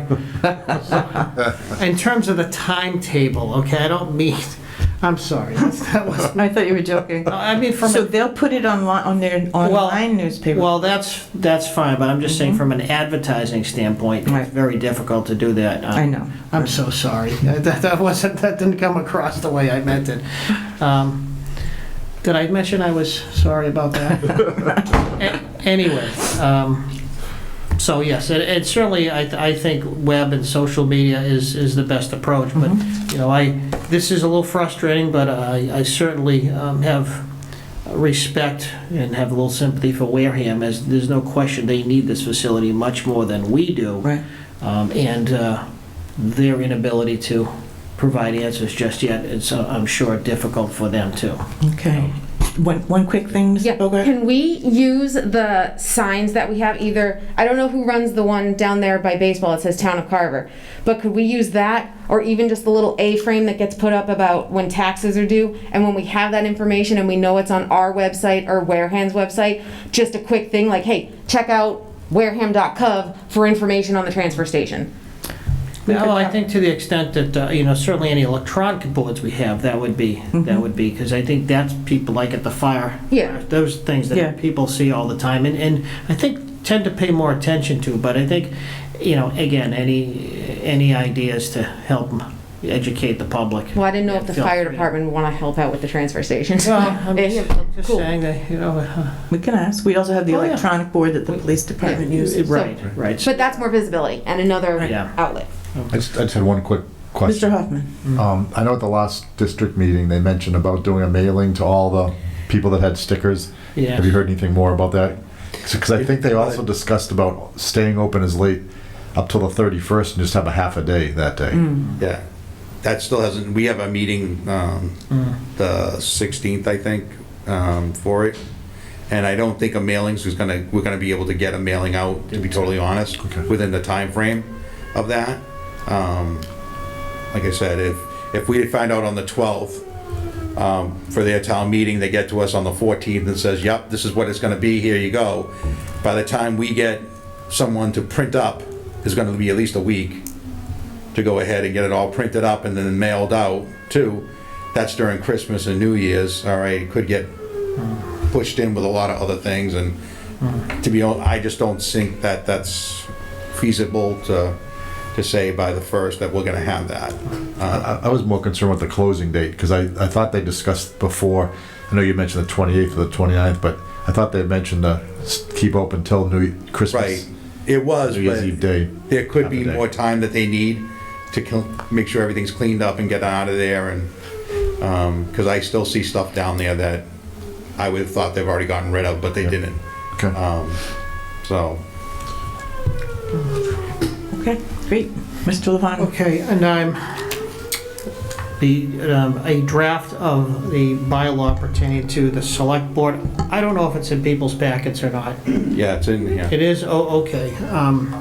And I think some of the key elements would be really down the bottom in terms of what other capacities members of the board would be able to serve on.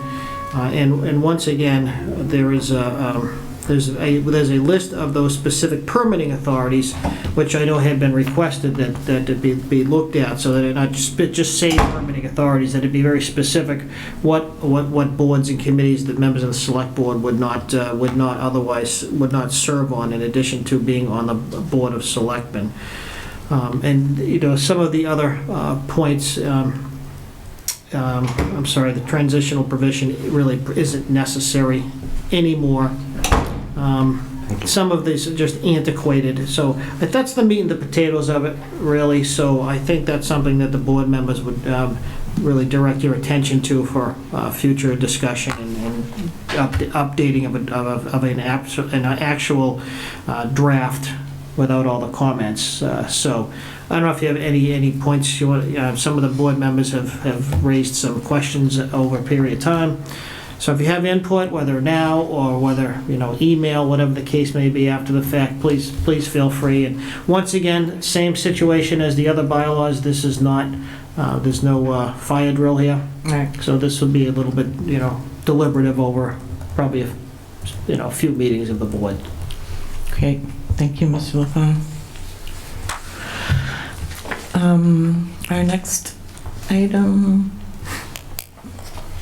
is we discussed having our next meeting on December 15th, 2020. We voted that. The following meeting is proposed to be January 5th, 2021. Carver EEN Beverages, LLC. These are minutes, licenses, topics not reasonably anticipated by the chair 48 hours in advance of the meeting. Carver EEN Beverages, LLC. Request for change of manager. I make a motion we approve. Is there a second? Second. Motion's made and seconded. Any discussion? Seeing none. All in favor? Aye. Opposed? Motion passes unanimously. Request for one-day special license, Moonrise Audio Visual LLC, 10 a.m. to 4 p.m. Police detail required. There's a one-day special license. Do we know what one day it is? Oh, I'm sorry. Come on up. Sorry. Just have a seat and tell us your name and address. And I think we've seen you before. Yeah, that's right. Tito with Moonrise. Thank you. The permit is for December 13th. It's a Sunday. Okay. Sunday night. We're doing a holiday shopping market, partnering with the Wimbledon Open Markets, who hosts these like artisan craft fairs all over the state, food truck festivals and stuff like that. So we'll be doing from 10 to 4 p.m. They'll be hosting a market on our property, and we want to sell beer and wine to the patrons. Okay, great. And a police detail is required. Okay, we appreciate that. Has there been a motion and a second for discussion? So this is not consuming alcohol in the car, like we were in there with the driving problems. So I had a lengthy conversation with the police chief after the last approval we got, and we canceled them. His concern is consumption inside the vehicle, obviously inside the passenger compartment. For this, people will be walking around and shopping. And the idea is that people actually won't be contained in their cars, but they'll be socially distant in the field. So that sort of negates that concern of the apartments. Yeah. It's something we never thought of, to be honest with you. I know. That was like, it's true. Yeah, and I think in the future, we're going to make sure that any liquor license requests or amendments to that we run past the police chief as a matter of course. Right. I felt bad for you after I know. approved it, and then no one ever thought of that. So. Okay, it worked out for us in the end, and we know what to expect now moving forward. So. Madam Chair. Thank you. Mr. Townsend. My only question here is, does the consumption of alcohol comply with the governor's COVID regulations regarding alcohol? I think, isn't there some regulation that alcohol has to be consumed with food at the same time, or? Correct, we'll have food and beverage, there will be food trucks there in addition to our normal menu. Okay, so this complies with all the COVID regulations that are in place? I believe so. Thank you. Thank you, Mr. Townsend. Any further discussion? Mr. Belbin? Our town bylaws under 8.3, flea markets and yard sales need a special permit issued by the Board of Selectmen at no charge. So. Isn't that what we're doing here? We're No, this just is doing for just liquor? the liquor one, so. Does this fall under a flea market? We don't have a definition of a flea market or yard, it says flea markets or yard sales, so. Or a craft fair. It sounds more like a craft fair. Craft fair, I mean, our normal operations include having vendors, you know, like sub-vendors that, like, if we had a concert or event and the band wanted to sell t-shirts, for example, we would consider them a vendor. And I feel like this falls under a similar sort of ballpark as that would. So if there is a special permit required, I'm happy to go through that process. And obviously it's a week from now today, so hopefully It sounds more like a sort of a farmer's market thing to me. Not necessarily a flea market, but I don't know. Mr. LaFawn, you have any thoughts on this? Sorry. Throw that one at you.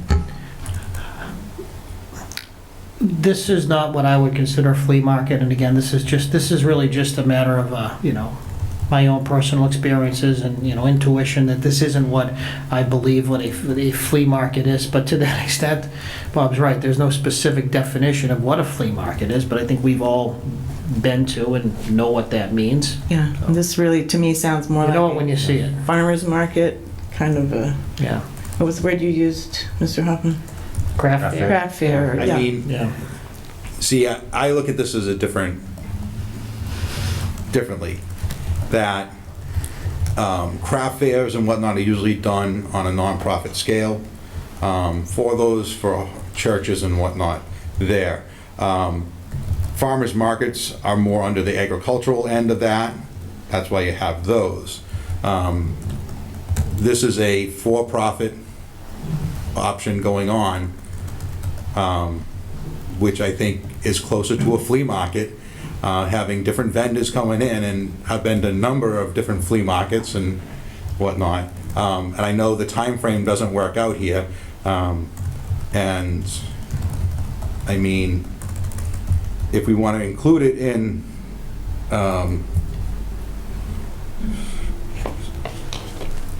because it says request a one-day special license, it doesn't really say for liquor here. So A one-day special license is only for liquor. That's what the state refers to it as. Okay. So, I mean, I have no problem making it to say no problem. There's no fee to it. We don't go after anybody who has yard sales either in town. I mean, I think it's a stupid bylaw to really have because we don't have a fee associated with it, to be totally honest, but it's a bylaw that's in here, and it's up to this board to decide if they determine this is a flea market or something other end. I'm not trying to be the bad guy here. I'm just saying that this is what voters voted on. Was there already, did you already come before? Mr. Hoffman. Did you already come before the board to request this date to use? I haven't. This was a new event since the last time. Okay. I thought it was covered by something. Okay. What is the board's pleasure? Is there a motion and a second? Well, I'll make a motion to approve the one-day special license. I'll second that. There's been a motion and a second. Any further discussion? All in favor of approving the one-day special license, please say aye. Aye. Aye. No, just because of the bylaw, the way it's set out. Well, again, and Madam Chair, if I could just mention, Please. That's what's on the agenda, so I'm making Yeah, a we motion. can't vote on All we can anything else. do is what's on the agenda. We can address that perhaps in the future. So the license is approved was it 4-1? Yes. Okay, thank you. Thank you very much. Just before you leave, I just wanted to commend you on the job you did with the police union fundraiser. That was a great time that everybody attended. I know the kids really enjoyed it, and thanks for having that venue available for that. We're happy to serve the community, so we're looking for more opportunities to do the same. Yeah, hopefully it was successful on your end. Thank you. Yeah, it was, and we were happy to do it. That was great. We had a good time. It was fantastic work. So. It was good to see that, especially in this time of year when everybody needed a release and to be outside in public and socially distanced. You guys did a great job. We sold out 150 cars in 36 hours now. Oh, Phenomenal. nice. Oh, excellent. So it was a very popular event. And got a great response. They got a great donation. So. Thank you for that. Thanks so much. Yeah. Okay. I will entertain a motion to approve all the 2021 licenses for all alcoholic, wine and malt, common victualler, entertainment, automatic amusement, classes 1, 2, and 3, and commercial garage, all contingent on all taxes being paid up to date. So moved. Second. Motion's been made and seconded. Any further discussion? All in favor? Aye. Opposed? Motion passes unanimously. I'm going to request that we postpone these minutes because I did not get some of my amendments to Elaine in time, and I apologize. If someone wants to table that. I'll make a motion to table the minutes. Thank you. Second it. Thank you. Motion to table. All in favor? Aye. Passed unanimously. Thank you for that. Select Board community announcements. Anybody? So one quick announcement. Mr. Hoffman. Next Thursday evening is the start of Hanukkah, so I just want to wish all those people that observe Hanukkah, happy Hanukkah. Thank you for that, Mr. Hoffman.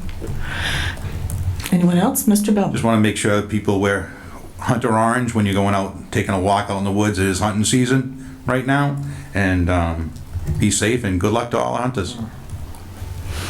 And I just want to add thank you to the Conservation Land Committee that we organized a walk on Savory Avenue. The members of the committee did a terrific job widening the trails, blazing new trails, and really want to thank the members of the public who came to that too. It was a nice event. So we'll be having more, I'm sure. I could just, one before you adjourn. Yes, Mr. As someone that chooses my words very carefully, once again, I want to apologize to you, Kathleen, because the context was not what it may have seemed. And as an avid reader of the Carver Reporter, I completely appreciate its value. And so, again, I know I don't want to belabor it, but I just think it's important. So. No, I appreciate that. Okay. And Ms. Gallerani is very fair. So thank you. I'll entertain a motion to adjourn. Motion to adjourn. Second. Motion made and seconded. All in favor? Aye. Opposed? Passes unanimously. We are adjourned. Thank you.